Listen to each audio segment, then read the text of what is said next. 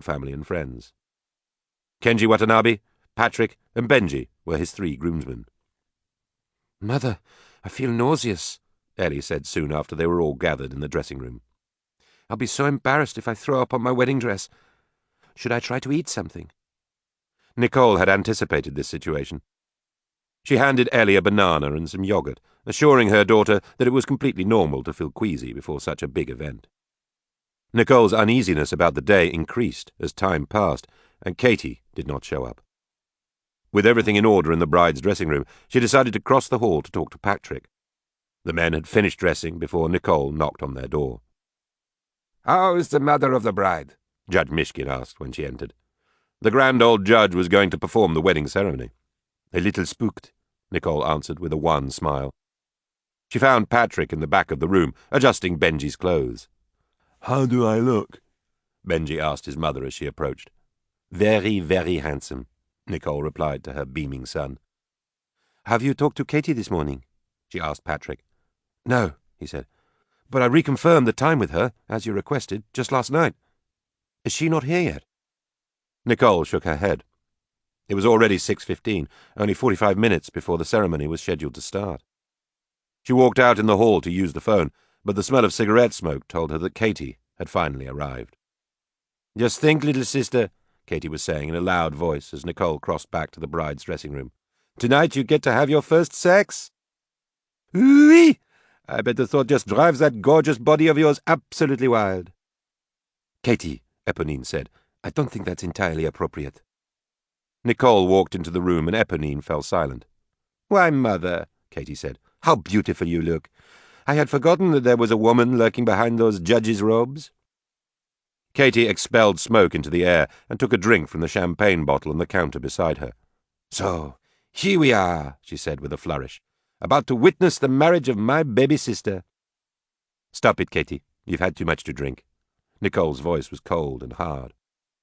She picked up the champagne and Katie's pack of cigarettes. "Just finish dressing and stop the clowning. You can have these back after the ceremony." "Okay, Judge, whatever you say," Katie said, inhaling deeply and blowing out smoke rings. She grinned at the other ladies. Then, as Katie reached for the wastebasket to flick the ash off her cigarette, she lost her balance. Katie fell painfully against the counter, hitting several open bottles of cosmetics before landing on the floor in a mess. Eponine and Ellie both rushed over to help her. "Are you all right?" Ellie asked. "Watch out for your dress, Ellie," Nicole said, looking disapprovingly at Katie, sprawled on the floor. Nicole grabbed some paper towels and began cleaning up what Katie had spilled. "Yeah, Ellie," Katie said sarcastically a few seconds later, when she was again standing up. "Watch out for that dress. You want to be absolutely spotless when you marry your double murderer." Nobody breathed in the room. Nicole was livid. She approached Katie and then stood directly in front of her. "Apologize to your sister," she ordered. "I will not," Katie replied defiantly, just moments before Nicole's open hand landed on her cheek. Tears burst into Katie's eyes. "Uh-huh," she said, wiping at her face. "It's New Eden's most famous slapper. Only 2 days after resorting to physical violence in Central City Square, she strikes her own daughter in a replay of her most famous deed." "Mother, don't, please," Ellie interrupted, fearing that Nicole would slap Katie again. Nicole turned around and looked at the distraught bride. "I'm sorry," she mumbled. "That's right," said Katie angrily. "Tell her you're sorry. I'm the one you hit, Judge. Remember me? Your older, unmarried daughter? The one you called disgusting only 3 weeks ago yesterday. You told me that my friends were sleazy and immoral. Are those the exact words? Yet your precious Ellie, that paragon of virtue, you hand her over to a double murderer, with another murderer as a bridesmaid to boot." All of the women realized at roughly the same moment that Katie was not just drunk and truculent. She was deeply disturbed. Her wild eyes condemned them all as she continued her rambling diatribe. "She is drowning," Nicole said to herself, "and crying desperately for help. Not only have I ignored her cries, I have pushed her deeper into the water." "Katie," Nicole said quietly, "I'm sorry. I acted foolishly and without thought." She walked toward her daughter with her arms outstretched. "No," Katie replied, pushing her mother's arms away. "No, no, no. I don't want your pity." She moved back toward the door. "In fact, I don't want to be in this goddamn wedding. I don't belong here. Good luck, little sister. Tell me someday how the handsome doctor is in bed." Katy turned around and stumbled through the door. Both Ellie and Nicole were silently weeping as she left. Nicole tried to concentrate on the wedding, but her heart was heavy after the untoward scene with Katy.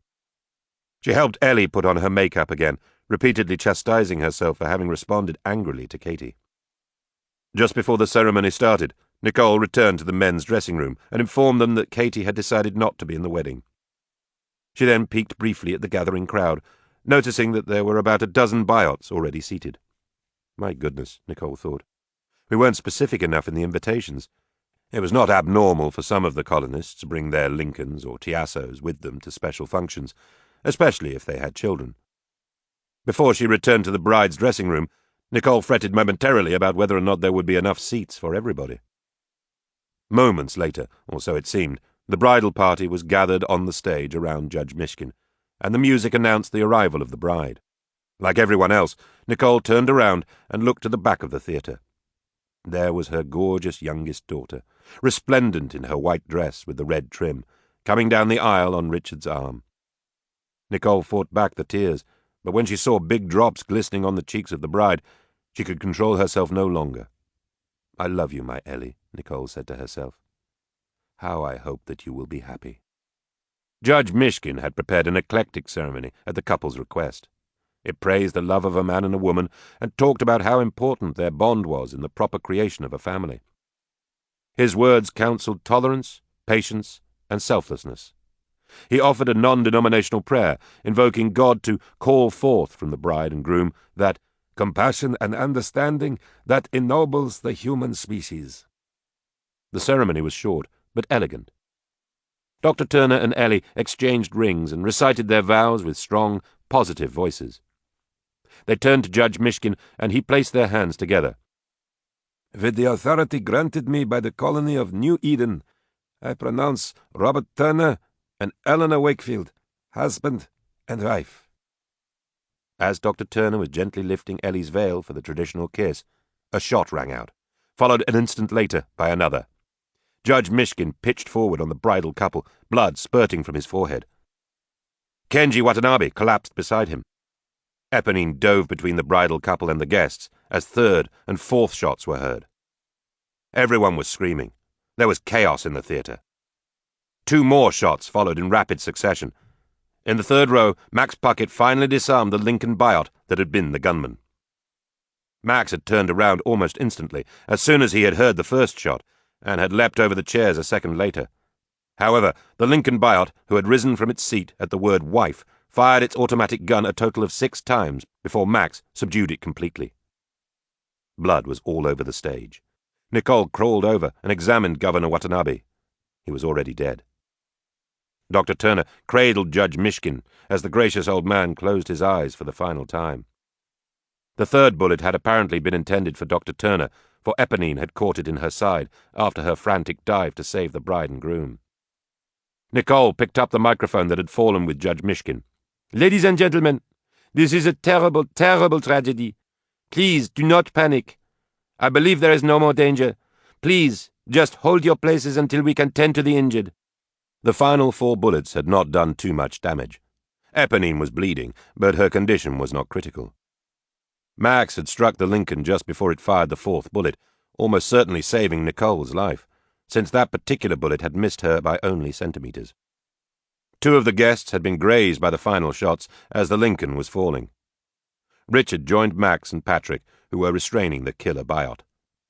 "He won't answer a single goddamn question," Max said. Richard looked at the Lincoln's shoulder. The biot was number 333. "Take him into the back," Richard said. "I want to look at him later." On the stage, Nai Watanabe was sitting on her knees, holding the head of her beloved Kenji on her lap. Her body was trembling with deep, desperate sobs. Beside her, the twins Galileo and Kepler were wailing with fright. Ellie, blood all over her wedding dress, was trying to comfort the little boys. Dr. Turner was attending to Eponine. "An ambulance should be here in just a few minutes," he said after dressing her wound. He kissed her on the forehead. There's no way that Ellie and I can ever thank you for what you did. Nicole was down with the guests, making certain that neither of the bystanders who had been struck by bullets was seriously injured. She was about to return to the microphone and tell everyone that they could begin to leave when a hysterical colonist burst into the theatre. "And Einstein has gone mad!" he shouted before surveying the scene in front of him. "Ulanov and Judge Ianella are both dead." "We should both leave, and now," Richard said. "But even if you won't, Nicole, I am going to go. I know too much about the 300 series biots and what Nakamura's people have done to change them. They'll be after me tonight or in the morning." "All right, darling," Nicole replied. "I understand. But I cannot go. Someone must stay to take care of the family, and to fight Nakamura, even if it's hopeless. We must not submit to his tyranny." It was 3 hours after the aborted end of Ellie's wedding. Panic was sweeping the colony. The television had just reported that 5 or 6 biots had simultaneously gone mad, and that as many as 11 of New Eden's most prominent citizens had been killed. Luckily, the Kawabata biot performing the concerts in Vegas had failed in its attack on gubernatorial candidate Ian McMillan and noted industrialist Toshio Nakamura. "Bullshit," Richard had said as he had watched. "That was just another part of their plan." He was certain that the entire assassination activity had been planned and orchestrated by the Nakamura camp. Moreover, Richard had no doubt that he and Nicole had also been intended targets. He was convinced that the day's events would result in a totally different New Eden under the control of Nakamura, with Ian McMillan as his puppet governor. "Won't you at least say goodbye to Patrick and Benji?" Nicole asked. "I'd better not," Richard answered. "Not because I don't love them, but because I'm afraid I might change my mind." "Are you going to use the emergency exit?" Nicole said. Richard nodded. "They'd never let me out the normal way." While he was checking his diving apparatus, Nicole came into the study. "It was just reported on the news that people are smashing their biots all over the colony. One of the colonists interviewed said the entire mass murder was part of an alien plot." "Great," Richard said grimly. "The propaganda has already begun." He packed as much food and water as he thought he could comfortably carry. When he was ready, he held Nicole tightly against him for over a minute.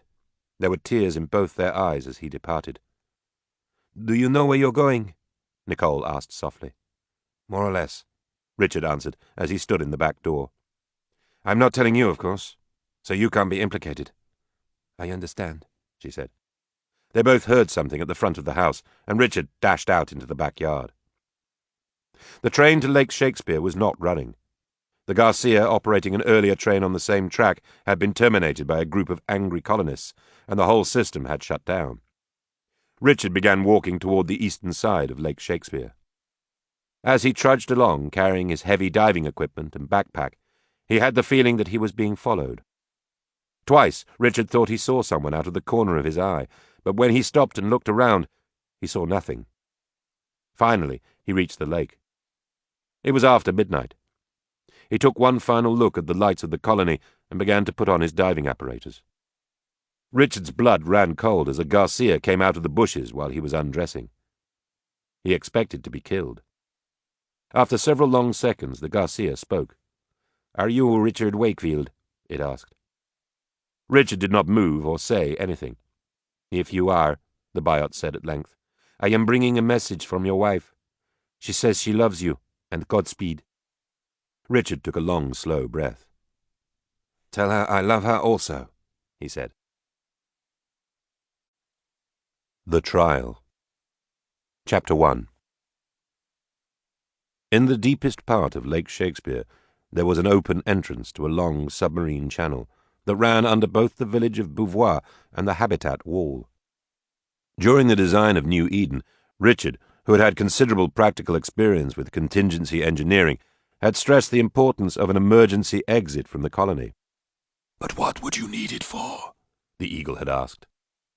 "I don't know," Richard had said, "but unforeseen situations often arise in life. A robust engineering design always has contingency protection." Richard swam carefully through the tunnel, slowing down every several minutes to check his air supply. When he reached the end, he moved through a series of locks that left him eventually in a dry subterranean passage. He walked for about 100 meters before he removed his diving apparatus and stored it at the side of the tunnel. When he reached the exit, which was at the eastern edge of the enclosed area that included both the habitats in the northern hemicylinder of Rama, Richard pulled his thermal jacket out of his waterproof pack. Even though he realized that nobody could possibly know where he was, Richard opened the round door in the passage ceiling very cautiously. Then he eased out into the central plane. So far, so good, he thought, breathing a sigh of relief. Now for Plan B. For 4 days, Richard remained on the eastern side of the plane. Using his excellent small binoculars, he could see the lights indicating activities around the control center, the Avalon region, or the second habitat probe site. As Richard had anticipated, there were search parties out in the interhabitat region for a day or two, but only one group came in his direction, and they were easy for him to avoid. His eyes grew accustomed to what he had thought was total darkness in the central plane. Actually, there was a small amount of background light, due to reflection off the surfaces of Rama. Richard conjectured that the source or sources of the light must be in the southern hemicylinder, or on the other side of the far wall of the second habitat. Richard wished that he could fly, so that he would be able to soar over the walls and move freely in the vastness of the cylindrical world. The existence of the very low levels of reflected light piqued his interest in the rest of Rama. Was there still a cylindrical sea to the south of the barrier wall? Did New York still exist as an island in that sea? And what, if anything, was in the southern hemicylinder, a region even larger than the one that contained the 2 northern habitats? On the 5th day after his escape, Richard awoke from an especially disturbing dream about his father and started to walk in the direction of what he now called the avian habitat. He had shifted his sleeping pattern to be directly opposite the diurnal cycle in New Eden, so that the time inside the colony was about 7 in the evening. He assumed that all the humans who were working at the probe site had already finished for the day. When he was about half a kilometer away from the opening in the avian habitat wall, Richard stopped to verify, using his binoculars, that there were no longer any people in the region. He then sent Falstaff to decoy the site watchman Biot. Richard was not certain how uniform the passage was that led into the second habitat. He had drawn an 80-centimeter square on the floor of his study, and had convinced himself that he should be able to crawl through it. But what if the size of the passage was irregular? We'll find out soon enough, Richard said to himself as he approached the site. Only one set of cables and instruments had been reinserted into the passage, so it was not difficult for Richard to clear them out. Falstaff had also been successful. Richard neither heard nor saw the watchman Biot. He threw his small pack into the opening, and then tried to climb in himself. It was impossible. He took off his jacket first, then his shirt, pants, and shoes. Wearing only his underwear and socks, Richard could barely fit into the passage. He tied his clothes together in a bundle, affixed them to the side of his pack, and squeezed into the opening. It was a very slow crawl. Richard inched forward on his stomach, using his hands and elbows, pushing his pack in front of him. He brushed his body against the walls and the ceiling with every movement. He stopped, his muscles already beginning to tire after he was 15 minutes into the tunnel. The other side was still almost 40 meters away. As he rested, Richard realized that his elbows, knees, and even the top of his balding head were already scraped and bleeding. Retrieving bandages from his pack was out of the question. Just rolling over on his back and looking behind him was a monumental effort in the cramped quarters. He also realized that he was very cold. While he had been crawling, the energy required to make forward progress had kept him warm. Once he had stopped, however, his exposed body had chilled rapidly. Having so much of his body resting against cold metallic surfaces did not help either. His teeth began to chatter. Richard pressed on slowly, painfully, for another 15 minutes. Then his right hip cramped, and in his body's involuntary response, he smashed his head against the top of the passage. A little woozy from the blow, he became alarmed when he felt blood running down the side of his head. There was no light in front of him. The dim illumination that had allowed him to monitor Prince Hal's progress had vanished. He struggled to roll over and see behind him. It was dark everywhere, and he was becoming cold again. Richard felt his head and tried to determine how severely he had been cut. His panic started when he realized that he was still hemorrhaging. Until that moment, he had not felt claustrophobic. Now, all of a sudden, wedged into a dark passage that Richard could feel pressing against him from all sides, he felt as if he could not breathe. The walls seemed to be crushing him. He could not control himself. He screamed. In less than half a minute, some kind of light was being shone into the passage from his rear. He heard the funny English accent of the Garcia Biot, but could not understand what it was saying. Almost certainly, he thought, it is filing an emergency report. I'd better move quickly.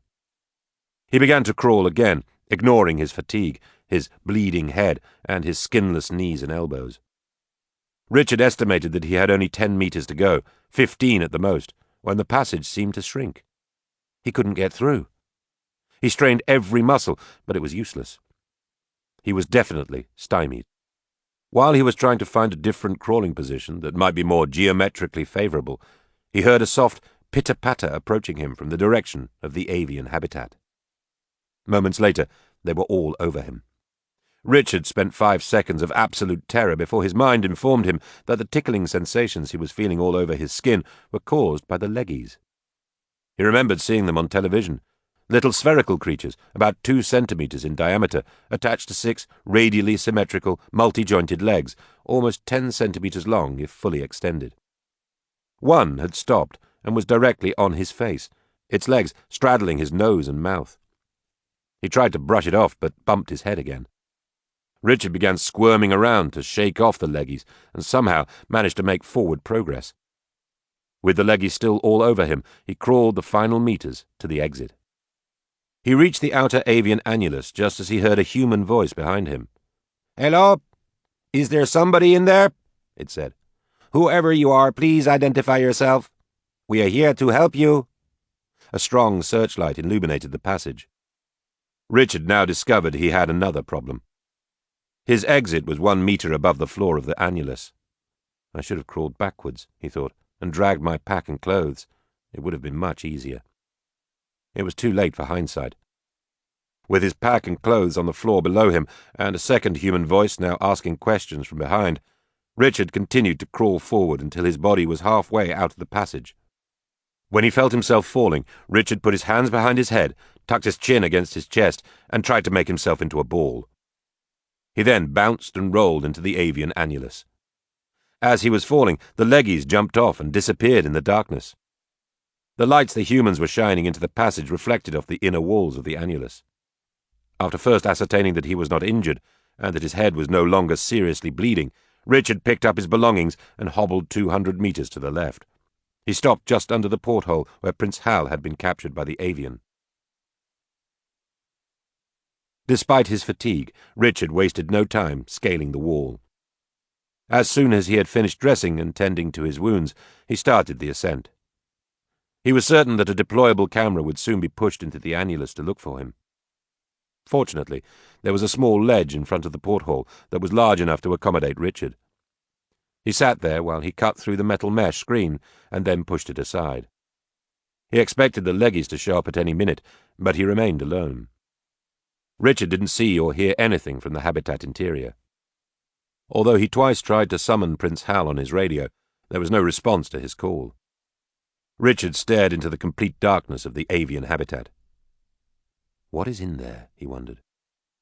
The atmosphere in the interior, he reasoned, must be the same as that in the annulus, because air was allowed to circulate freely back and forth. Richard had just decided to pull out his flashlight for a look into the habitat interior when he heard sounds below and behind him. Seconds later he saw a light beam coming in his direction, down on the floor of the annulus. He scrunched himself over toward the interior of the habitat as far as he dared, to avoid the light, and listened carefully to the sounds. It's the deployable camera, he thought, but it has limited range. It cannot operate without the tether. Richard sat very still. What do I do now, he said to himself, when it became apparent that the light attached to the camera was continuing to sweep the same area below the porthole. They must have seen something. If I turn on my flashlight and there's any reflection, they'll know where I am. He dropped a small object from his pack into the habitat to ensure that its floor level was the same as the annulus. He heard nothing. Richard tried another, slightly larger object, but still there was no sound of it striking the floor. His heart rate surged as his mind told him that the floor of the habitat interior was far below the floor of the annulus. He recalled the basic structure of Rama, with its thick external shell, and realized that the habitat bottom could be several hundred meters below where he was sitting. Richard leaned over and stared again into the void. The deployable camera suddenly stopped moving, and its light remained focused on a specific spot in the annulus. Richard guessed that something must have fallen out of his pack while he was hurriedly hobbling from the passage to the area underneath the porthole. He knew that other lights and cameras would be coming soon. In his mind's eye, Richard envisioned being captured and taken back to New Eden. He did not know specifically which colony laws he had broken, but he knew that he had committed many violations. A deep resentment coursed through him as he contemplated spending months or even years in detention. Under no circumstances, he told himself, will I let that happen. He reached down the inside wall of the habitat to ascertain if there were enough irregularities to find places to put his feet and hands. Satisfied that it was not an impossible descent, he fumbled in his pack for his climbing line and anchored one end of it to the hinges supporting the mesh door. Just in case I should slip, he told himself. A second light was now in the annulus behind him. Richard eased himself into the habitat with the line wrapped securely around his waist. He did not rappel, but he did use the line for occasional support while he was groping for footholds in the dark. The climb was not technically difficult. There were many small ledges on which Richard could place his feet. Down and down he went. When he estimated that he had descended 60 or 70 meters, Richard decided to stop and take his flashlight out of his pack. He was not comforted when he shone the light down the wall. He still could not see the bottom. What he could see, maybe 50 more meters below him, was very diffuse, like a cloud or even fog. Great, thought Richard sarcastically. That's just great. Another 30 meters, and he had reached the end of his climbing line. Richard could already feel the moisture from the fog. By now, he was extremely tired. Since he was not willing to give up the security of the line, he backtracked up the wall a few meters, wrapped the line around himself several times, and went to sleep with his body pressed against the wall. Chapter 2. His dreams were very strange. Often he was falling, head over heels, down, down, and never hitting a bottom. In the last dream before Richard awakened, Toshio Nakamura and 2 Oriental toughs were interrogating him in a small room with white walls. When he woke up, Richard did not know where he was for several seconds. His first movement was to pull his right cheek away from the metallic surface of the wall. A few moments later, after Richard recalled that he had gone to sleep in a vertical position on the wall in the interior of the avian habitat, he switched on his flashlight and looked down.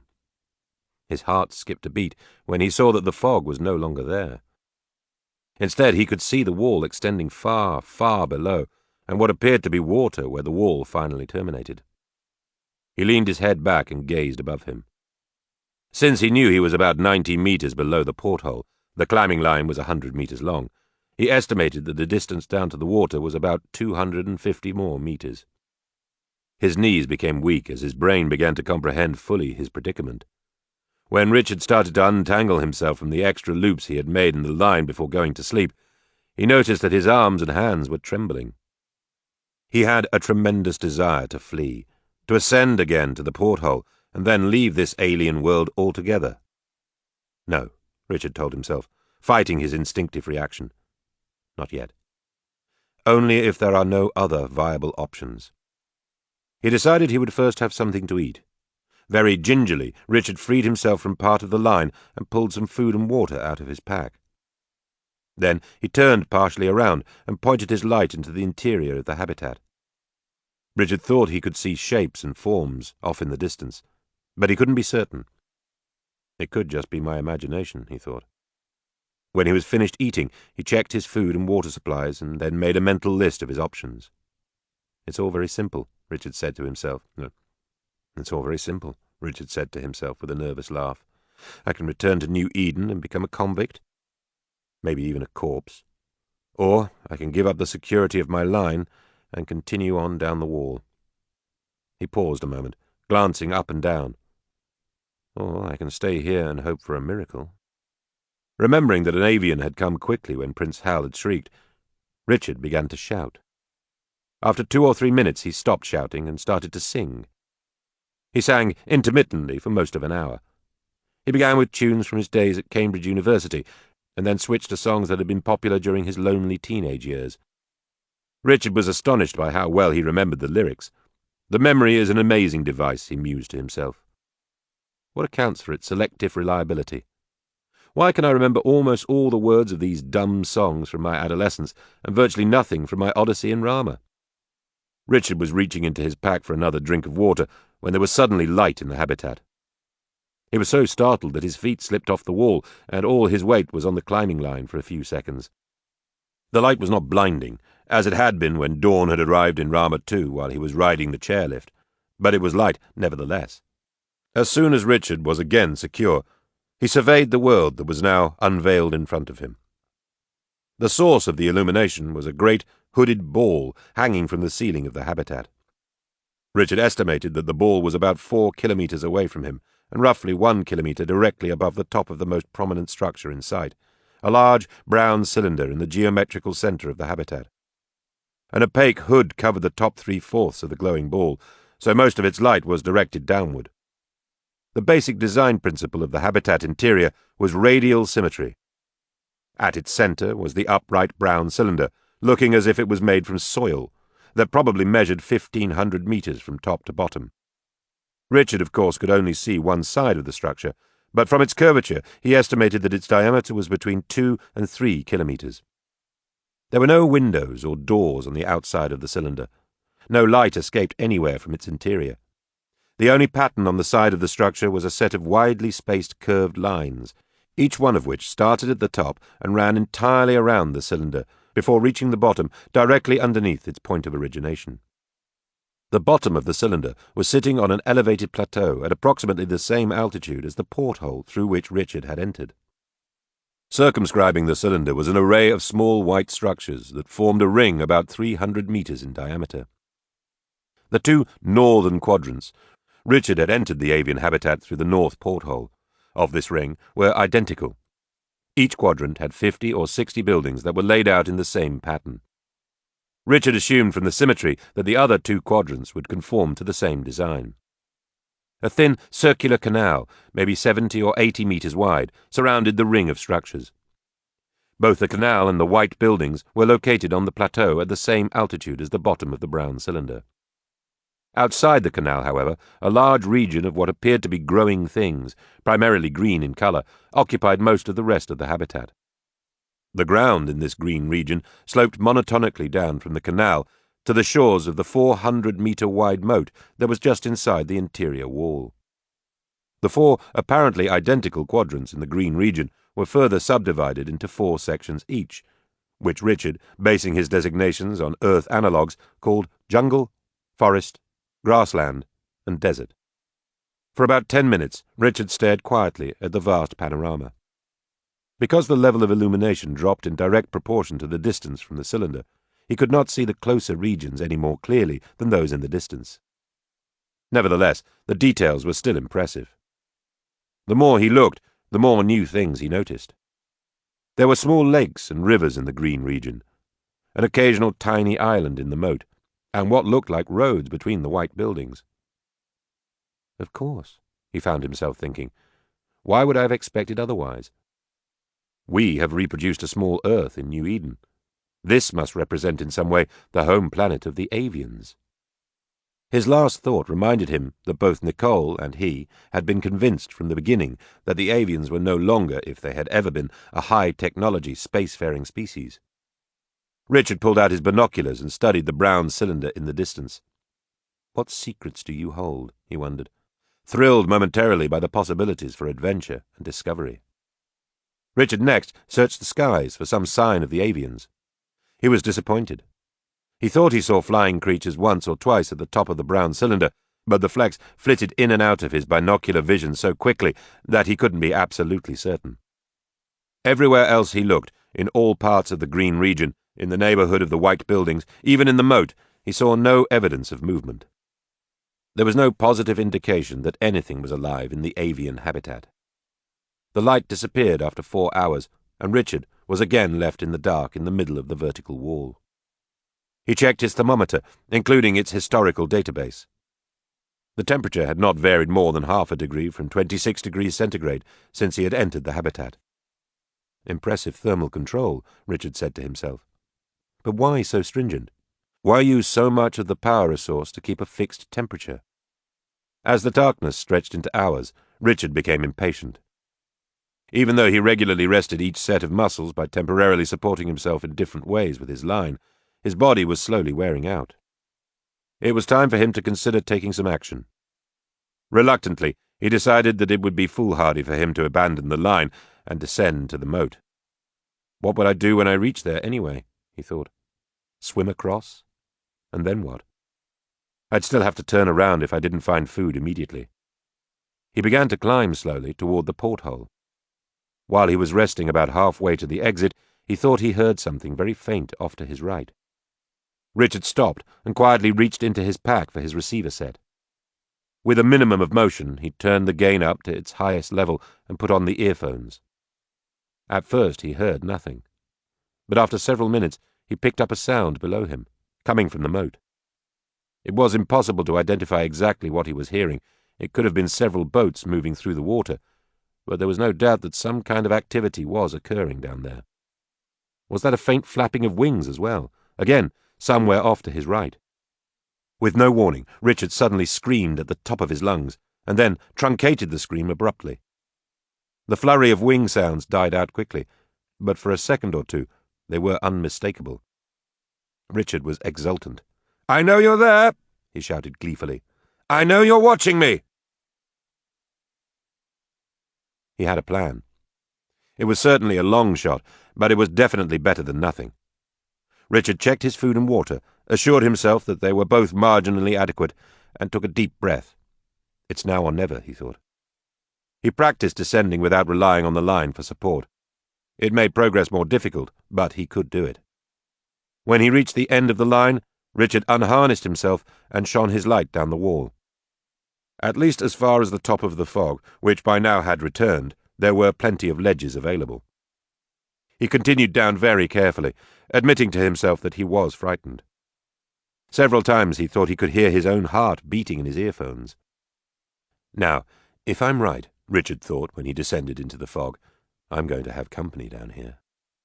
The moisture made the descent doubly difficult. Once he slipped and almost fell, but he managed to recover. Richard stopped at a point where his hand and footholds were unusually solid. He estimated that he was about 50 meters above the moat. I'll wait now until I hear something. They'll have to come closer in the fog. In a short while, he heard the wings again. This time it sounded as if it was a pair of avians. Richard stood where he was for over an hour, until the fog began to thin. Several more times he heard the wings of his observers. He had planned to wait until it was light again to descend all the way to the water, but when the fog lifted and the light still did not return, Richard began to worry about the time. He started down the wall in the dark. About 10 meters above the moat he heard his observers fly away. 2 minutes later, the interior of the avian habitat was again illuminated. Richard wasted no time. His plan was simple. Based on the boat noises that he had heard in the dark, Richard assumed that there was something happening in the moat that was critical to the avians or whoever it was that lived in the brown cylinder. If not, he reasoned, why had they proceeded with the activity, knowing that he might hear it? If they had postponed it for even a few hours, he would almost certainly have been gone from the habitat. Richard intended to enter the moat. If the avians feel threatened in any way, he reasoned, they will take some action. If not, I will immediately begin my ascent and take my chances in New Eden. Just before he eased into the water, Richard took off his shoes and, with some difficulty, put them into his waterproof pack. At least they wouldn't be wet if he had to climb out. Seconds later, as soon as he was completely in the water, a pair of avians flew at him from where they had been hiding in the green region directly across the moat. They were frantic. They jabbered and shrieked and acted as if they were going to tear Richard apart with their talons. He was so ecstatic that his plan had worked that he virtually ignored their displays. The avians hovered over him and tried to herd him back to the wall. He trod water and studied them closely. These two were slightly different from the ones that he and Nicole had encountered in Rama 2. These avians had the velvet body coverings, just like the others, but the velvet was purple. The single ring around each of their necks was black. They were also smaller, perhaps they're younger, Richard thought, than the earlier avians, and much more frenetic. One of the creatures actually touched Richard's cheek with its talon when he didn't move swiftly enough to the wall. At length, Richard did climb up onto the wall, barely out of the water, but that did not seem to appease the avians.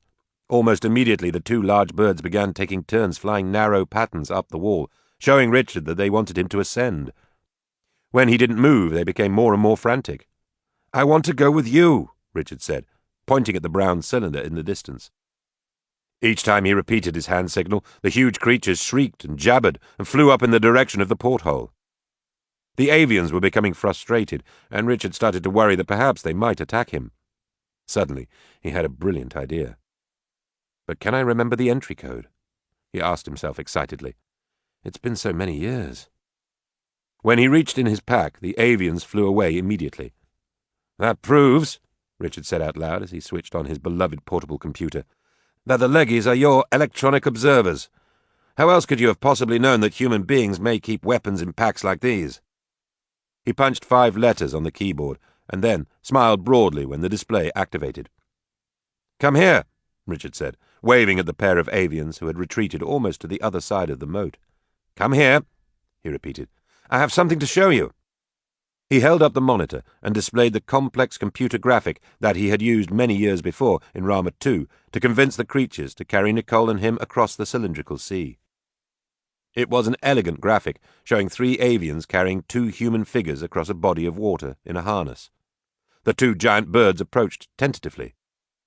"That's it," Richard said to himself excitedly. "Come over here and take a good look." Chapter 3. Richard did not know exactly how long he had been living in the dim room. He had lost track of time soon after they had taken his pack away from him. His routine had been the same, day after day. He slept in the corner of the room. Whenever he awakened, whether from a nap or a long sleep, 2 avians would enter his room from the corridor and hand him a manna melon to eat. He knew they came through the locked door at the end of the corridor, but if he tried to sleep near the door, they simply denied him his food. It had been an easy lesson for Richard to learn. Every other day or so, a different pair of avians would enter his prison and clean up his wastes. His clothes were rank, and Richard knew that he was unbearably filthy, but he had not been able to communicate to his captors that he wanted a bath. He had been exultant in the beginning. When the 2 juvenile avians had finally approached close enough to watch the graphic, and then had made their first attempt to take the computer from him several minutes later, Richard had decided to program the display to repeat indefinitely. In less than an hour, the largest avian he had ever seen, one with a grey velvet body and 3 brilliant cherry-red rings around its neck, had returned with the 2 juveniles, and the 3 of them had picked Richard up in their talons. They had carried him across the moat, put him down temporarily in a desert area, and then, after a series of jabbers among the 3 of them that must have been a discussion about the optimal way of carrying him, they had lifted him high into the air. It had been a breathtaking flight. The view that Richard had had of the landscape and the habitat had reminded him of a ride he had once taken in a hot air balloon in southern France. He had flown in the clutches of the avians all the way to the top of the brown cylinder, directly underneath the bright hooded ball. They had been met by a half-dozen additional avians, one holding Richard's computer, which was still repeating its graphics. Later they had been escorted down a wide vertical corridor into the interior of the cylinder. That first 15 hours or so, Richard had been taken from one large group of avians to another. He had thought that his hosts were just introducing him to all the citizens of Avian Land. Assuming that there were not too many avians who attended more than one of the short jabber and shriek sessions, Richard estimated that there were about 700 individual birds. After his parade through the conference halls of the avian realm, Richard had been taken to a small room where the 3 ringed avian and 2 of its associates, each large creatures as well, with 3 red neck rings, watched him day and night for about a week. During that time, Richard was allowed access to his computer and all the items in the pack. At the end of that observation period, however, they had taken away all his belongings and moved him to his prison. That must have been 3 months ago, give or take a week, Richard said to himself one day, as he began his twice-daily walk that was his primary regular exercise. The corridor outside his room was approximately 200 meters long. He usually made 8 complete laps, back and forth from the door at the end of the corridor to the rock wall just outside his room. And during this entire period there has not been one single visit from the leaders. So, the observation period must have been my trial, at least the avian equivalent. And was I found guilty of something? Is that why I have been restricted to this dingy cell? Richard's shoes were wearing out, and his clothes were already tattered. Since the temperature was comfortable, he conjectured that it must be 26 degrees Celsius everywhere in the avian habitat. He wasn't worried about being cold, but for many reasons he wasn't looking forward to being naked all the time after his clothes eventually disintegrated. He smiled to himself, remembering his modesty during the observation period. Taking a crap when 3 giant birds are watching your every move is certainly not an easy task. He had grown tired of eating manna melon for every meal, but at least it was nourishing. The liquid at the center was refreshing, and the moist meat had a pleasant taste.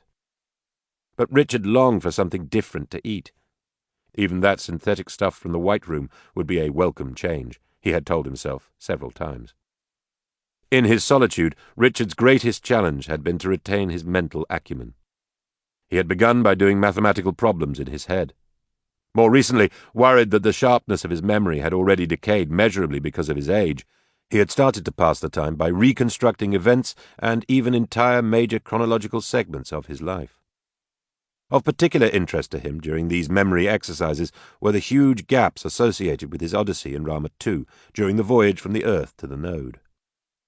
Although it was difficult for Richard to recall many specific events from the Odyssey, eating the manna melon always evoked memory fragments from his long stay with the avians during that journey. Once, after a meal, he had suddenly recalled a large ceremony with many avians. He had remembered a fire in a dome-like structure, and all the avians wailing in unison after the fire was over. Richard had been puzzled. He had not been able to remember anything about the context of the memory. Where did that take place? Was that just before I was captured by the octospiders? He had wondered. But as usual, when he had tried to remember something about what he had experienced with the octospiders, he had ended up with a whopping headache. Richard was thinking about his early odyssey again when, on the last lap of his daily walk, he passed underneath the solitary light in the corridor. He looked in front of him and saw that the door to his prison was open. That's it, he said to himself. I've finally gone crazy. Now I'm seeing things. But the door remained open as he approached it.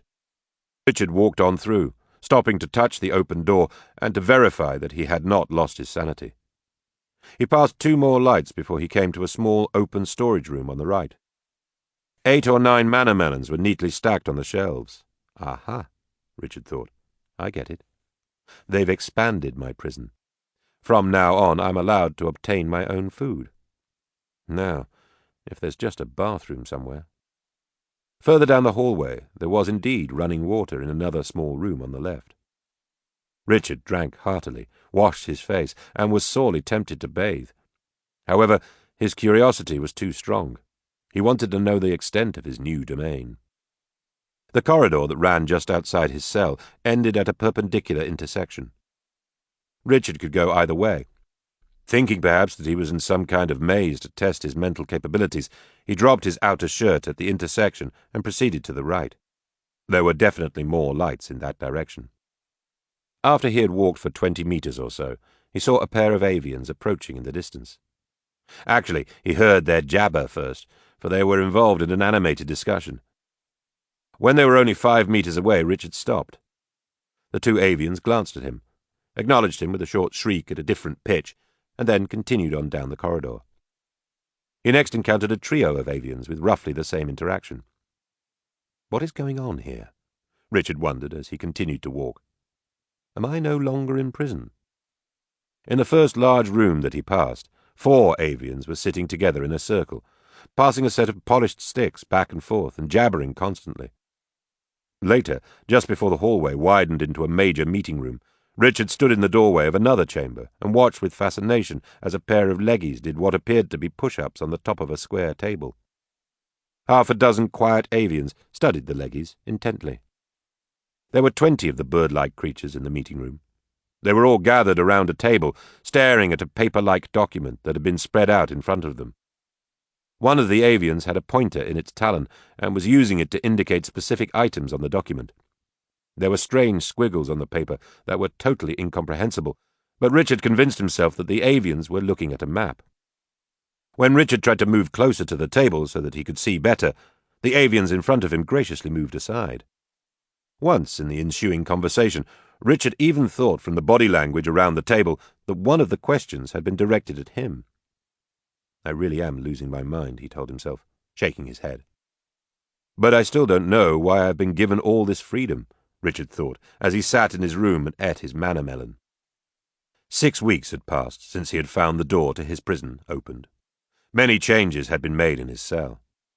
2 of the lantern-like lights had been installed on his walls, and Richard was now sleeping on a pile of material that reminded him of hay. There was even a constantly filled container of fresh water in the corner of his room.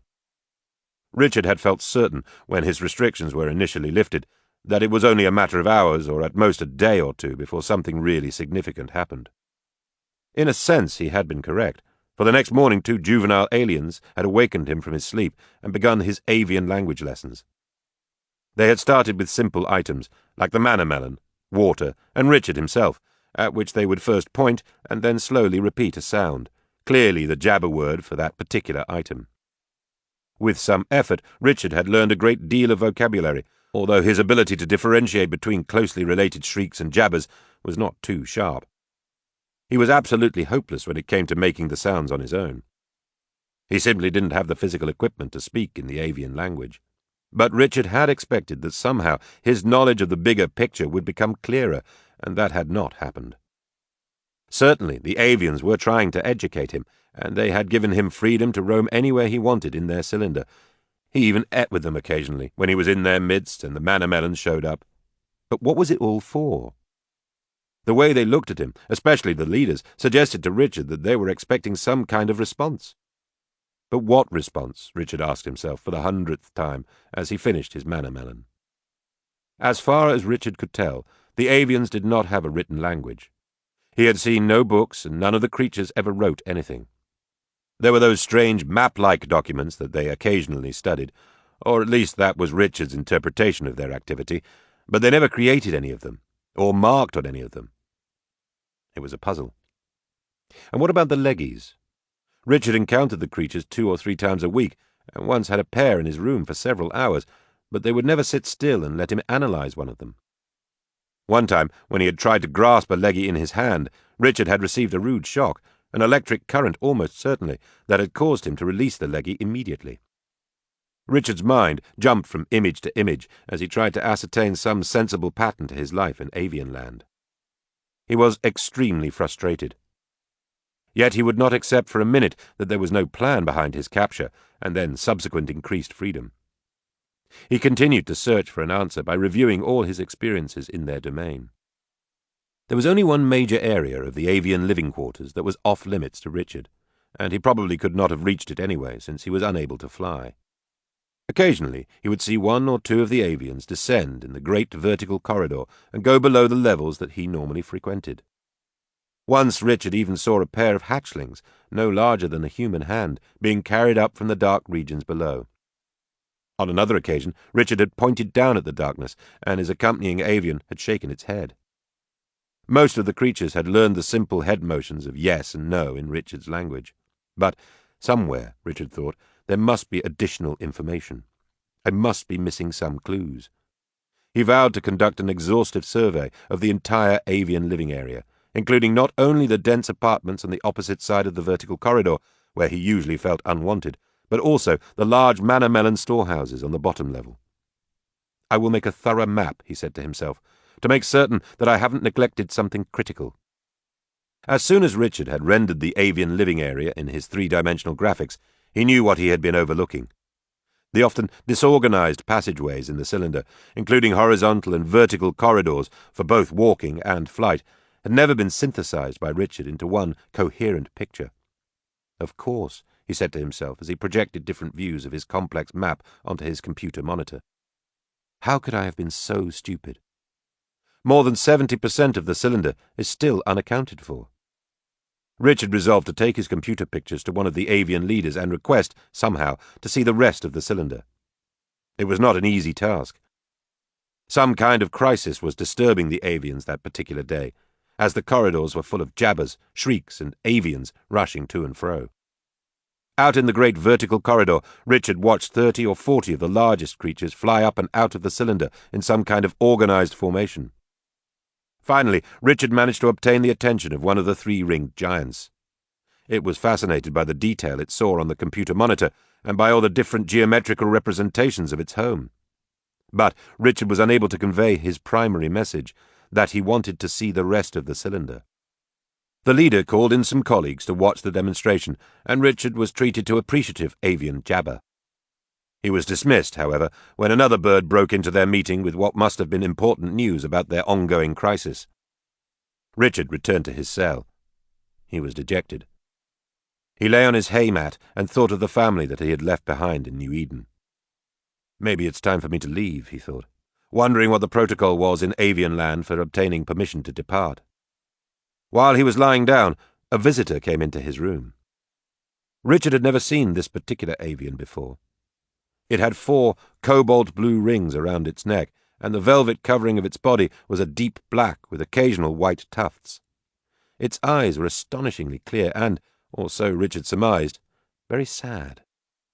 The avian waited for Richard to stand, and then started speaking, very slowly. Richard understood some of the words, most importantly the oft-repeated combination, "Follow me." Outside his cell, 3 other avians were respectfully standing. They walked behind Richard and his important visitor. The group left Richard's cell area, crossed the single bridge that spanned the great vertical corridor, and entered the section of the cylinder where the manna melons were stored. At the back of one of the manna melon storehouses were indentations in the wall that Richard had not noticed when he had conducted his survey. When Richard and the avians approached within a few meters of the indentations, the wall slid to the side and revealed what appeared to be an enormous elevator. The avian super-leader gestured for him to enter. Once he was inside, the 4 avians each jabbered goodbye and formed into a circle to formalize their parting with a turn and a bow. Richard tried his best to imitate their jabber for goodbye before he also bowed and backed into the elevator. The wall closed seconds later. Chapter 4. The elevator ride was painfully slow. The immense car had a square floor approximately 20 meters on a side, with a ceiling that was another 8 to 10 meters above Richard's head.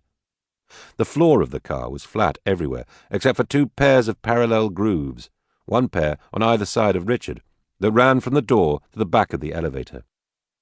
They can certainly transport huge loads in this, Richard thought, staring at the ceiling far above him.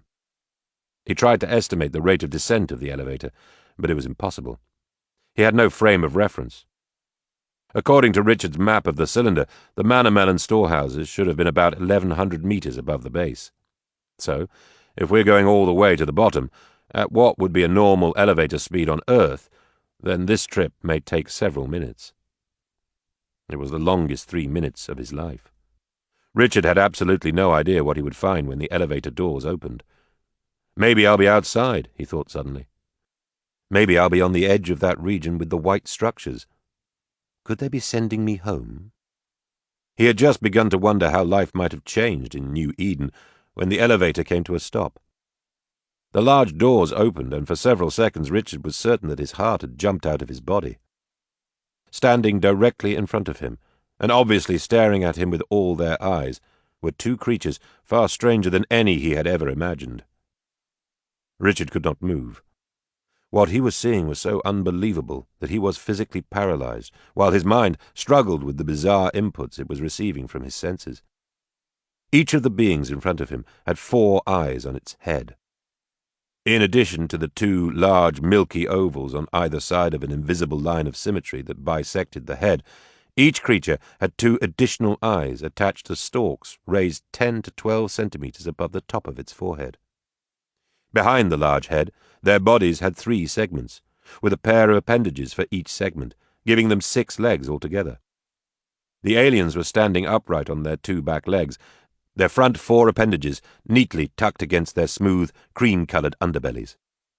They moved towards him in the elevator, and Richard backed away, frightened. The two creatures turned to each other and communicated in a high-frequency noise that originated from a small circular orifice below the oval eyes. Richard blinked, felt dizzy, and dropped down on one knee to steady himself. His heart was still pumping furiously. The aliens also changed position, putting their middle legs to the floor. In that posture they resembled giant ants with their front two legs off the ground and their heads raised high. The entire time, the black spheres at the end of the eye stalks continued to pivot, scanning the full 360 degrees, and the milky material in the dark brown ovals moved from side to side. For several minutes they sat more or less stationary, as if they were encouraging Richard to examine them. Fighting against his fear, he tried to study them in an objective, scientific fashion. The creatures were roughly the size of medium-sized dogs, but they certainly weighed much less. Their bodies were thin and quite trim. The front and back segments were larger than the middle one, and all three body divisions displayed a polished carapace on top that was made of some kind of hard material.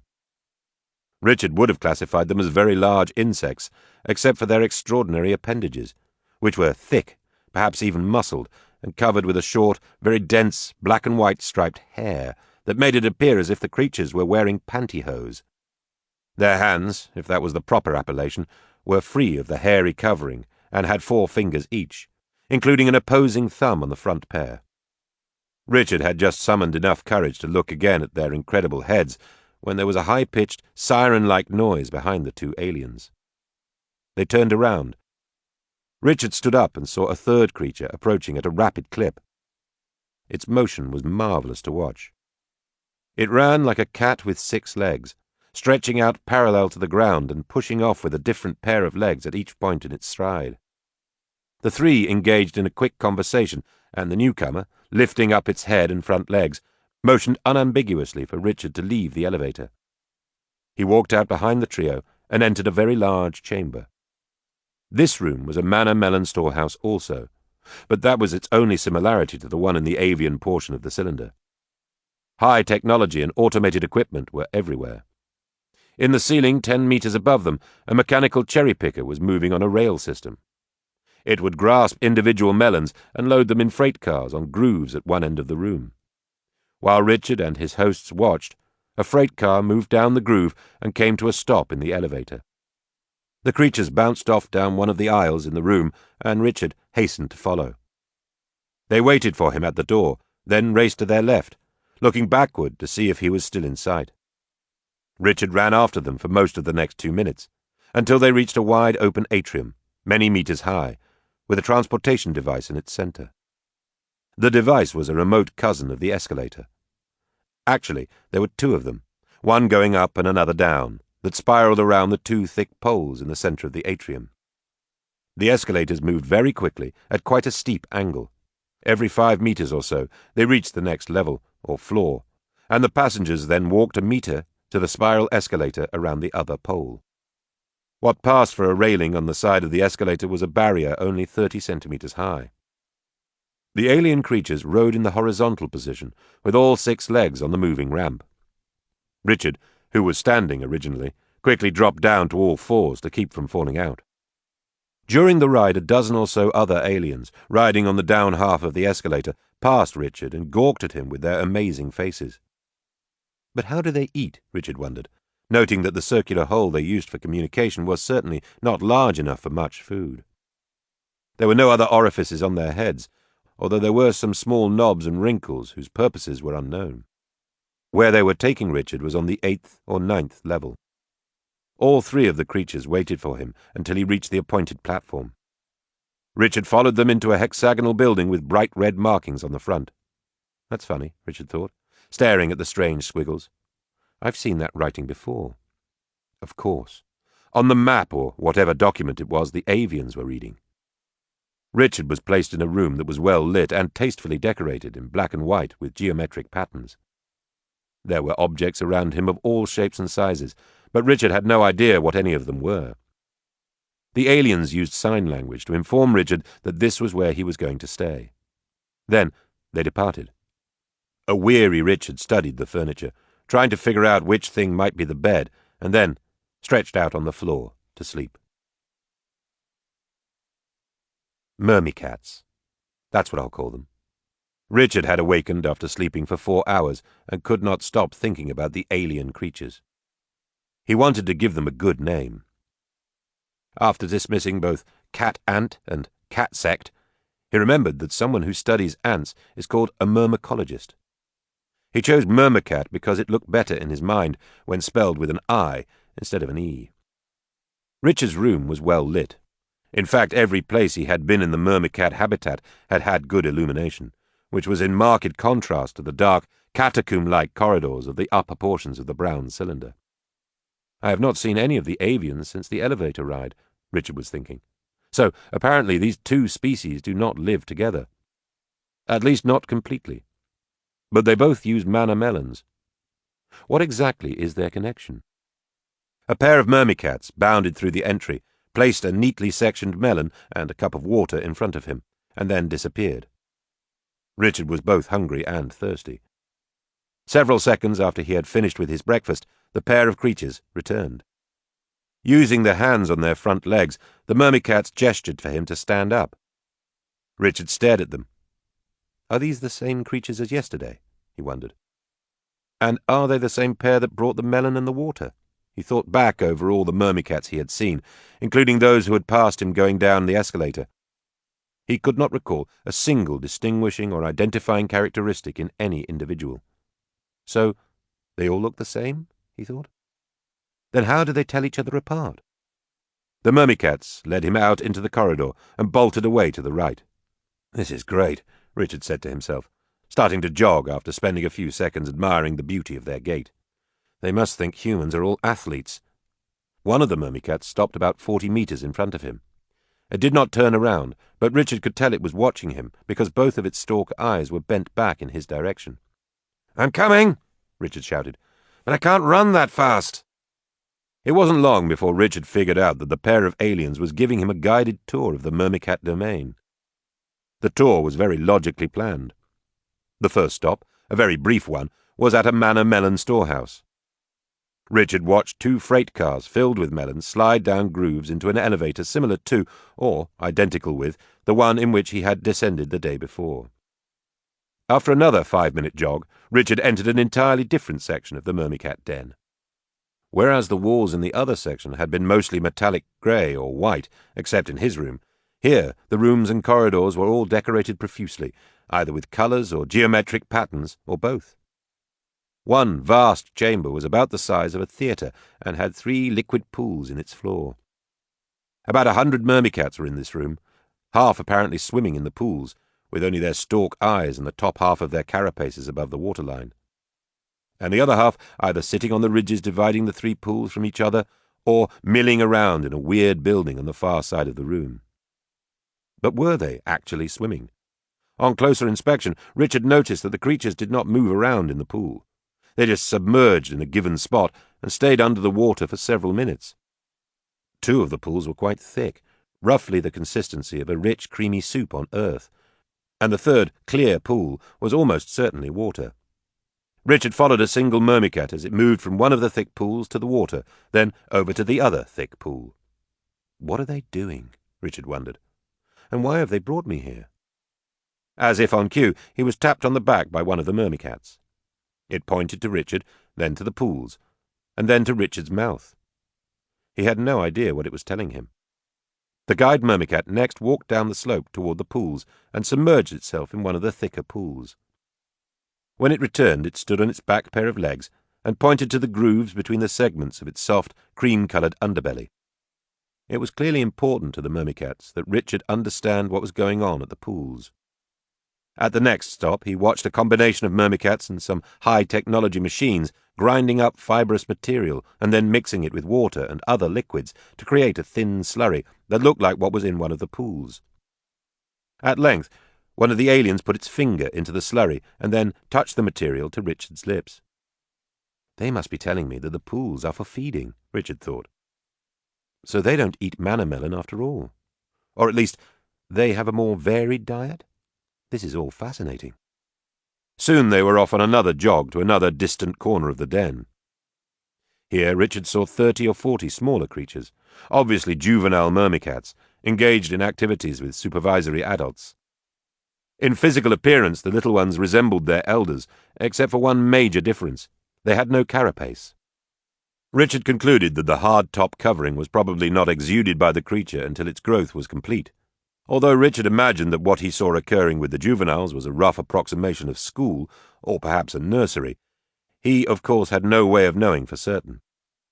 But at one point he was sure that he heard the juveniles repeating in unison a sequence of sounds made by an adult myrmicat. Richard next rode the escalator with his pair of tour guides.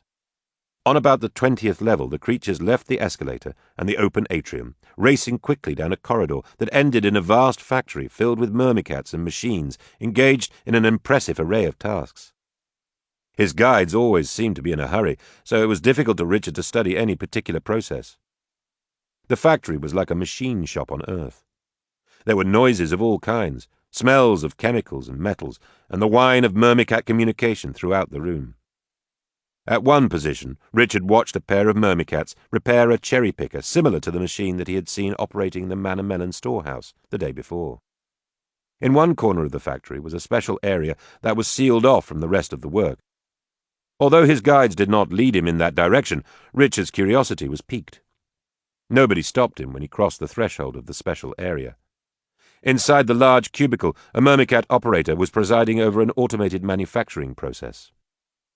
Long, skinny, jointed pieces of light metal or plastic came into the room on a conveyor belt from one direction.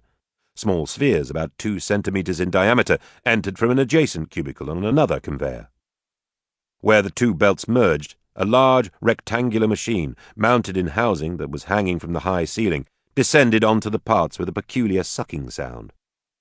30 seconds later, the myrmicat operator caused the machine to withdraw, and a pair of leggies scrambled off the belt, folded their long legs around them, and jumped into positions in a box that looked like a gigantic egg carton. Richard watched the process repeat several times. He was fascinated. He was also slightly bewildered. So the myrmicats make the leggies, and the maps, and probably the spacecraft too, wherever they and the avians come from. So what is this? Some advanced kind of symbiosis? He shook his head as the leggy assembly process in front of him continued. Moments later, Richard heard a myrmicat noise behind him. He turned around. One of his guides extended a slice of manna melon in his direction. Richard was becoming exhausted. He had no idea how long he had been touring, but he felt as if it had been many, many hours. There was no way he could possibly synthesize everything he had seen. After the ride in the small elevator to the upper reaches of the Myrmicat region, where Richard not only had visited the avian hospital staffed and run by the Myrmicats, but also had watched the avians hatching out of brown, leathery eggs under the watchful eyes of Myrmicat doctors, Richard knew for certain that there was indeed a complex symbiotic relationship between the two species. But why, he wondered, as his guides allowed him to rest temporarily near the top of the escalator. The avians clearly benefit from the Myrmicats. But what do these giant ant-cats get from the avians? His guides led him down a broad corridor toward a large door several hundred meters in the distance. For once, they were not running. As they neared the door, 3 other Myrmicats entered the hallway from similar side corridors, and the creatures began to talk in their high-frequency language. At one point, all 5 of them stopped, and Richard imagined that an argument was underway. He studied them carefully while they talked, especially their faces. Even the wrinkles and folds around the noise-making orifice and oval eyes were identical from creature to creature. There was absolutely no way of distinguishing one Myrmicat from another. At length the entire group began again to walk toward the door. From the distance Richard had underestimated its size. As he drew near, he could see that it was 12 to 15 meters tall, and more than 3 meters wide. Its surface was intricately and magnificently carved, the central focus of the artwork being a square 4-panel decoration with a flying avian in the upper left quadrant, a manna melon in the upper right, a running myrmicat in the lower left partition, and something that looked like candy floss with scattered, thick, clustered lumps in the lower right. Richard stopped to admire the artwork. At first, he had a vague feeling that he had seen this door, or at least the design, before, but he told himself that it couldn't be possible. However, as he was running his fingers across the sculpted figure of the myrmicat, his memory suddenly awoke. Yes, Richard thought excitedly to himself, of course. At the back of the avian lair in Rama 2, that was where the fire was. Moments later, the door swung open, and Richard was ushered into what resembled a large underground cathedral. The room in which he found himself was over 50 meters tall. Its basic floor shape was a circle, about 30 meters in diameter, and there were 6 separate naves off to the side, around the circle. The walls were dazzling.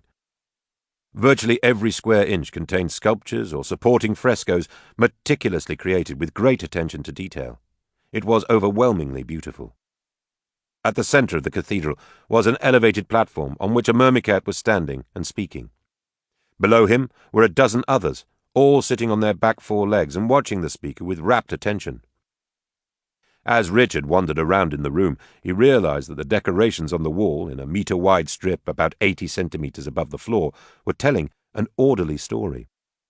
Richard quietly followed the artwork until he reached what he thought was the beginning of the story. The first decoration was a sculptured portrait of a manna melon. In the next 3 panels, something could be seen growing inside the melon.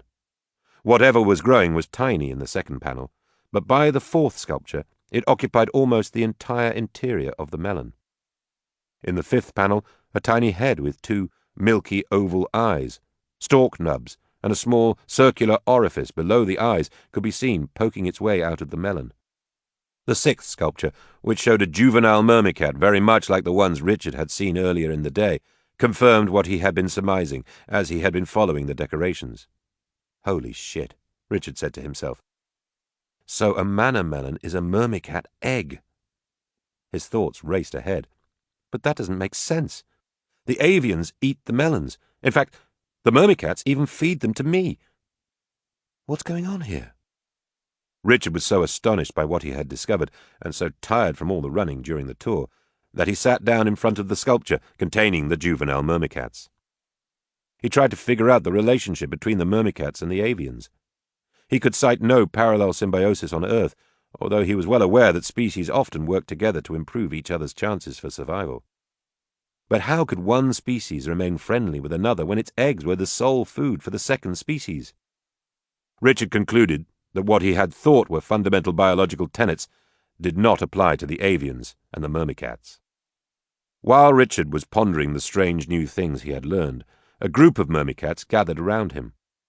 They all motioned for him to stand up. A minute later, he was following them down a winding ramp on the other side of the room to a special crypt in the basement of their cathedral. For the first time since Richard had entered the habitat, the lighting was dim. The myrmicats beside him moved slowly, almost reverently, as they proceeded down a broad passage with an arched ceiling. At the other end of the passage was a pair of doors that opened into a large room filled with a soft white material. Although the material, which looked like cotton from a distance, was densely arrayed, its individual filaments were mostly very thin, except where they came in clumps, or ganglia, that were scattered in no definable pattern throughout the large white volume. Richard and the myrmicats stopped in the entryway, a meter or so away from where the material began. The cottony network extended in all directions for as far as Richard could see. While he was studying its intricate mesh construction, the elements of the material very slowly began to move, pulling apart to form a lane that would continue the path from the passage into the interior of its network. It's alive, Richard thought, his pulse racing as he watched in fascination and terror. 5 minutes later, an alley had opened up that was just large enough for Richard to walk 10 meters into the material. The myrmicats around him were all pointing toward the cottony web. Richard started shaking his head. "I'm sorry, fellas," Richard wanted to say, "but there's something about this situation that I don't like. So I'll just skip this part of the tour if it's all right with you." The myrmicats kept pointing. Richard had no choice, and he knew it. "What's it going to do to me?" he asked as he took his first step forward. "Eat me?" Is that what this has been all about? That would make no sense at all. He turned around. The myrmicats had not moved. Richard took a deep breath and walked the full 10 meters into the lane, to a spot where he could reach out and touch one of the odd ganglia in the living mesh. As he was examining the ganglion carefully, the material around him began to move again. Richard whirled around and saw that the lane behind him was closing. Momentarily frantic, he tried to run in that direction, back toward the passage, but it was a waste of energy.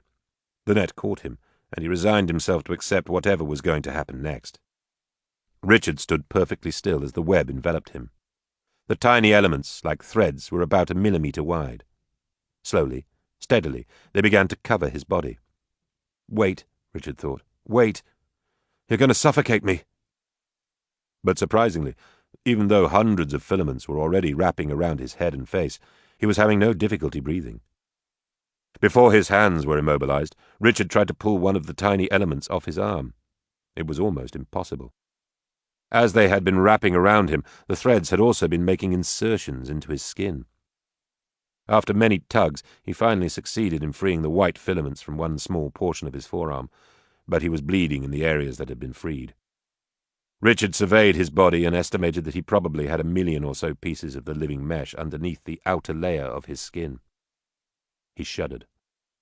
Richard was still amazed that he had not suffocated.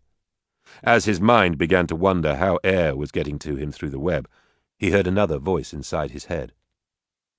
"Stop trying to analyze everything," it said. "You'll never understand it, anyway. For once in your life, just experience the incredible adventure." Chapter 5. Again Richard had lost track of time. Sometime during the days, or had it been weeks, that he had been living inside the alien net, he had changed positions. During one of his early naps, the web had also removed his clothes. Richard was now lying on his back, supported by an extremely dense section of the fine mesh network enveloping his body. His mind no longer actively wondered how he was managing to survive. Somehow, whenever he felt hunger or thirst, his needs were swiftly satisfied. His wastes always disappeared within minutes. Breathing was easy even though he was completely surrounded by the living web. Richard passed many of his conscious hours studying the creature around him. If he looked carefully, he could see the tiny elements constantly in motion. The patterns in the net around him altered very slowly, but they definitely did change. Richard mentally plotted the trajectories of the ganglia that he could see. At one point, 3 separate ganglia migrated into his vicinity and formed a triangle in front of his head. The net developed a regular cycle of interacting with Richard. It would keep its millions of filaments attached to him for 15 to 20 hours at a time, and then release him completely for several hours. Richard slept without dreaming whenever he was not attached to the web. If he happened to awaken, still in the unattached mode, he was enervated and listless. But each time the threads began to wind around him again, he felt a renewed surge of energy. His dreams were active and vivid if he slept while attached to the alien net. Richard had never dreamed much before, and had often laughed at Nicole's preoccupation with her dreams. But as his sleeping images became more complex, and in some cases quite bizarre, Richard began to appreciate why Nicole paid so much attention to them. One night, he dreamed that he was again a teenager, and was watching a theatrical performance of As You Like It in his hometown of Stratford-upon-Avon. The lovely blonde girl who was playing Rosalind came down from the stage and whispered in his ear. "Are you Richard Wakefield?" she asked in the dream. "Yes," he answered. The actress began to kiss Richard, first slowly, then more passionately, with a lively tickling tongue darting around inside his mouth. He felt a surge of overpowering desire, and then woke up abruptly, strangely embarrassed by both his nakedness and his erection. Now, what was that all about? Richard wondered, echoing the phrase he had often heard from Nicole. At some stage in his captivity, his recollections of Nicole became much sharper, more clearly delineated. Richard found to his surprise that in the absence of other stimuli, he was able, if he concentrated, to recall entire conversations with Nicole, including such details as the kind of facial expressions she used to punctuate her sentences. In the protracted solitude of his long period inside the web, Richard often ached with loneliness, the vivid memories making him miss his beloved wife even more. His memories of the children were equally sharp. He missed them all as well, especially Katie. He remembered his last conversation with his special daughter, several days before the wedding, when she had come by the house to pick up some of her clothes. Katie had been depressed and needed support, but Richard had been unable to help her. The connection just wasn't there, Richard thought. The recent image of Katie as a sexy young woman was replaced by a picture of a reckless 10-year-old girl scampering across the plazas of New York. The juxtaposition of the two images provoked a profound feeling of loss in Richard. I was never comfortable with Katie after she awakened, he realized with a sigh. I still wanted my little girl. The clarity of his recollections of Nicole and Katie convinced Richard that something extraordinary was happening to his memory. He discovered that he could also recall the exact scores of every World Cup quarter-final, semi-final, and final between 2174 and 2190. Richard had known all that useless information as a young man, for he had been an avid soccer fan. However, during the years before the launch of the Newton, when so many new things had crowded into his brain, he had often been unable, even during soccer discussions with his friends, to recall even the participants in a key World Cup match. As the visual images from his memories continued to sharpen, Richard found that he was also recalling the emotions that had been associated with the pictures. It was almost as if he were completely reliving the experiences. In one long recollection, he remembered not only the overpowering feelings of love and adoration that he had felt for Sarah Tidings when he had first seen her perform on stage, but also the thrill and excitement of their courtship, including the unbridled passion of their first night of love. It had left him breathless then, and now, many years later, enveloped by an alien creature resembling a neural net, Richard's response was equally powerful. Soon it seemed as if Richard no longer had any control over which memories were activated in his brain. In the beginning, or so he believed, he had purposely thought about Nicole, or his children, or even his courtship with the young Sarah Tidings, just to make himself happy. Now, he said one day in an imaginary conversation with the sessile net, after refreshing my memory, for God knows what purpose, it seems that you are reading it all out. For many hours Richard enjoyed the forced memory readout, especially those portions covering his life at Cambridge and the Space Academy, when his days were enlivened by the constant joy of new knowledge. Quantum physics, the Cambrian explosion, probability and statistics, even the long-forgotten vocabulary words from his German lessons reminded him how much of his happiness in life had been due to the excitement of learning. In another particularly satisfying remembrance, his mind jumped swiftly from play to play, covering every live performance of Shakespeare that he had seen between the ages of 10 and 17. Everyone needs a hero, Richard thought, after the montage of scenes, as impetus to bring out the best in himself. My hero was definitely William Shakespeare. Some of the memories were painful, especially those from his childhood. In one of them, Richard was 8 years old again, sitting on a bench at the small table in his family's dining room. The atmosphere at the table was tense. His father, drunk and angry at the world, was glowering at all of them as they ate their dinner in silence. Richard accidentally spilt some of his soup, and seconds later the back of his father's hand hit him hard on the cheek, knocking him off his bench and into the corner of the room, where he trembled from fear and shock. He had not thought about that moment for years. Richard was unable to restrain his tears as he recalled how helpless and scared he had been around his neurotic, abusive father. One day, Richard suddenly began to remember details from his long odyssey in Rama 2, and a powerful headache almost blinded him. He saw himself in a strange room, lying on a floor surrounded by 3 or 4 octospiders. Dozens of probes and other instruments had been implanted in him, and some kind of test was underway. "Stop! Stop!" Richard shouted, destroying the memory picture with his acute agitation. "My head is killing me!" Miraculously, his headache began to fade, and Richard was again among the octospiders in his memory. He recalled the days and days of testing that he had experienced, and the tiny living creatures that had been inserted into his body. He recalled also a peculiar set of sexual experiments, in which he had been subjected to all kinds of external stimulation, and rewarded when he ejaculated. Richard was startled by these new memories that he had never accessed before, never once since he had awakened from the coma in which his family had found him in New York. Now I remember other things about the octospiders too, he thought excitedly. They talked to each other in colors that wrapped around their heads. They were basically friendly, but determined to learn everything they could about me. They The mental picture vanished, and Richard's headache returned. The threads from the net had just disconnected. Richard was exhausted and quickly fell asleep. After days and days of one memory after another, the readout abruptly ceased. Richard's mind was no longer driven by an external forcing function. The threads of the net remained unattached for long periods of time. A week passed without incident. In the second week, however, an unusual spherical ganglion, far larger and more densely wrapped than the normal clumps in the living web, began to develop about 20 centimeters away from Richard's head. The ganglion grew until it was about the size of a basketball. Soon thereafter, the immense clump issued hundreds of filaments that inserted themselves into the skin around the circumference of Richard's skull. At last, Richard thought, ignoring the pain caused by the invasion of the threads into his brain, now we will see what this has all been about. He began immediately to see some kind of pictures, although they were so fuzzy that he could not identify anything specific. The quality of Richard's mental images improved very quickly, however, for he cleverly devised a rudimentary way of communicating with the web. As soon as the first image appeared in his mind, Richard concluded that the net, which had been reading his memory output for days, was now trying to write into his brain. But the web obviously had no way of measuring the quality of the images that Richard was receiving.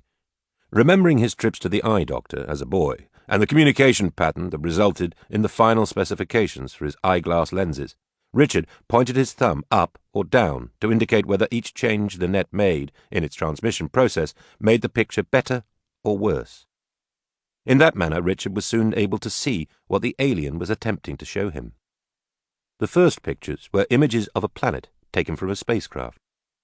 The cloud-covered world, with two smallish moons and a distant, solitary yellow star as its heat and light source, was almost certainly the home planet of the sessile webs. The suite of pictures that followed showed Richard various landscapes from the planet. Fog was ubiquitous on the home world of the sessiles. Below the fog, in most of the images, was a brown, rockless, barren surface. Only in the littorals, where the barren ground encountered the waves of the green liquid lakes and oceans, was there any suggestion of life. In one of these oases, Richard saw not only several avians, but also a fascinating melange of other living things. Richard could have spent days examining just one or two of these pictures, but he was not in control of the image sequence. The net had some purpose for its communication, he was certain, and the first set of pictures was only an introduction.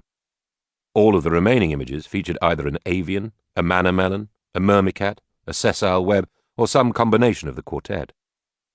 The scenes were all taken from what Richard assumed was normal life on their home planet, and expanded on the general theme of symbiosis among the species.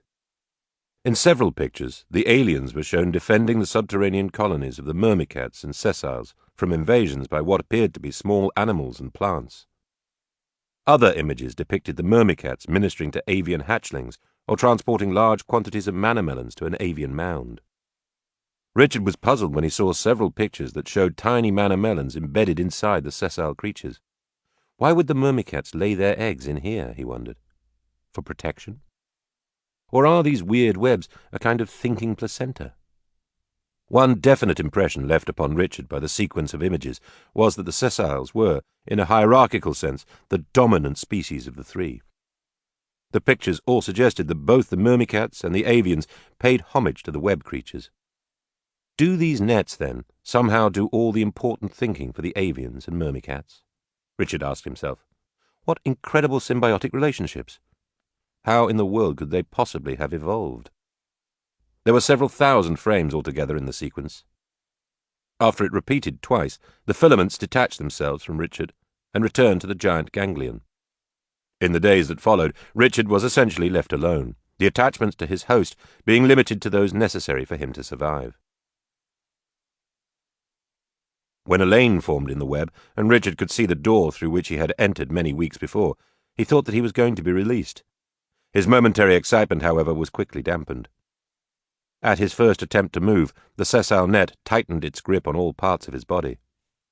So what is the purpose of the lane? As Richard watched, a trio of myrmicats entered from the hallway. The creature in the middle had two broken legs, and its back segment was crushed, as if it had been run over by a heavy car or truck. Its two companions carried the disabled Myrmicat into the web and then departed. Within seconds, the sessile began to wrap itself around the new arrival. Richard was about 2 meters away from the crippled Myrmicat. The region between him and the injured creature emptied of all filaments and clumps. Richard had never before seen such a gap inside the sessile. So, my education continues, he mused. What is it that I am supposed to learn now? That sessiles are doctors to the Myrmicats, just as the Myrmicats are doctors to the avians? The web did not limit its attention to the injured portions of the Myrmicat. In fact, during one long waking period, Richard watched the net completely enclose the creature in a tight cocoon. At the same time, the large ganglion in Richard's immediate vicinity migrated over to the cocoon. Later, after a nap, Richard noticed that the ganglion had returned to his side. The cocoon across the gap had almost finished unraveling. Richard's pulse rate doubled as the cocoon completely disappeared, and there was no trace of the Myrmicat. Richard didn't have much time to wonder what had happened to the Myrmicat. Within minutes, the filaments from the large ganglion were again attached to his skull, and another picture show was playing inside his brain. In the very first image, Richard saw 5 human soldiers camping on the shore of the moat inside the avian habitat. They were eating a meal.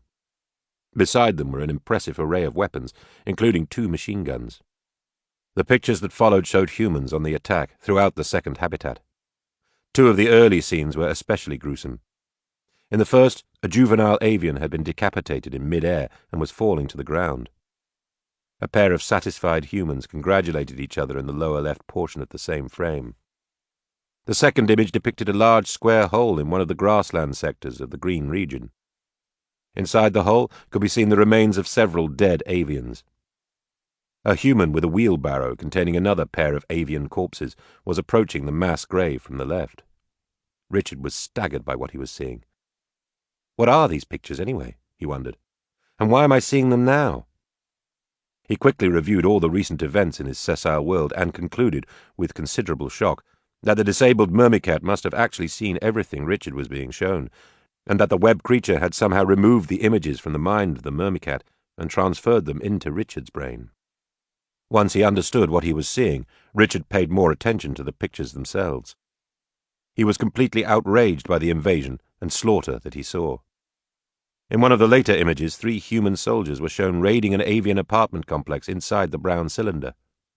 There were no survivors. These poor creatures are doomed, Richard said to himself, and they must know it. Tears suddenly formed in Richard's eyes, and a profound sadness, deeper than any he had ever known, accompanied his realization that members of his own species were systematically exterminating the avians. No, no, he shouted silently. Stop. Oh, please stop. Can't you see what you are doing? These avians, too, proclaim the miracle of chemicals raised to consciousness. They are like us. They are our brothers. In the next several seconds, Richard's many interactions with the bird-like creatures flooded his memory and chased away the implanted images. They saved my life, he thought, his mind focusing on the flight long ago, across the cylindrical sea, with absolutely no benefit to themselves. What human, he said to himself bitterly, would have done such a good deed for an avian? Richard had rarely sobbed in his life, but his sorrow for the avians overpowered him. As he wept, all his experiences since entering the avian habitat filed through his mind. Richard recalled especially the sudden change in their treatment of him and his subsequent transfer to the realm of the Myrmicats. Then came the guided tour and my eventual placement here. It's obvious they have been trying to communicate with me. But why? At that instant, Richard had an epiphany of such power that tears rushed into his eyes again. Because they are desperate, he answered himself. They are begging me to help. Chapter 6. Again a large void was created in the interior of the sessile. Richard watched carefully as 30 small ganglia formed into a sphere with a diameter of about 50 centimeters on the other side of the gap. An unusually thick filament connected each of the ganglia with the center of the sphere. At first, Richard could detect nothing inside the sphere. After the ganglia had moved to another location, however, he saw, where the sphere had been, a tiny green object with hundreds of infinitesimal threads anchoring it to the rest of the web. It grew very slowly. The ganglia had already finished migrating to 3 new positions, repeating the same spherical configuration each time, before Richard recognized that what was growing in the sessile was a manna melon. He was thunderstruck. Richard could not imagine how the vanished myrmicat could possibly have left behind eggs that had taken so long to germinate. And they must have been only a few cells, then. Tiny, tiny embryos, somehow nurtured here. His own thoughts were interrupted by his realization that these new manna melons were developing in a region of the sessile that was almost 20 meters away from where the myrmicat had been cocooned. So this web creature transported the eggs from one place to another, and then retained them for weeks. Richard's logical mind began to reject the hypothesis that the vanished myrmicat had laid any eggs at all. Slowly but surely, he developed an alternative explanation for what he had observed that suggested a biology more complex than any he had ever encountered on Earth. What if, he asked himself, the manna melons, myrmicats, and this sessile web were all manifestations of what we would call the same species? Staggered by the ramifications of this simple thought, Richard spent 2 long waking periods reviewing everything he had seen inside the second habitat. As he stared at the 4 manna melons growing across the gap from him, Richard envisioned a cycle of metamorphosis in which the manna melons gave birth to the myrmicats, who in turn came to die and add new matter to the sessile net, which then laid the manna melon eggs that began the process again. There was nothing he had observed that was inconsistent with this explanation, but Richard's brain was exploding with thousands of questions, not only about how this intricate set of metamorphoses took place, but also about why this species had evolved into such a complex being in the first place. Most of Richard's academic study had been in fields that he had always proudly called hard science. Mathematics and physics had been the primary elements of his education. As he struggled to understand the possible life cycles of the creature in which he had been living for many weeks, Richard was bewildered by his ignorance. He wished that he had learned much more about biology. For how can I help them? He asked himself. I have no idea even where to start. Much later, Richard would wonder if by this time in his stay inside the sessile, the creature had learned not only how to read his memory, but also how to interpret his thoughts. His visitors arrived a few days afterwards. Again, a lane formed in the sessile between Richard's position and the original entryway.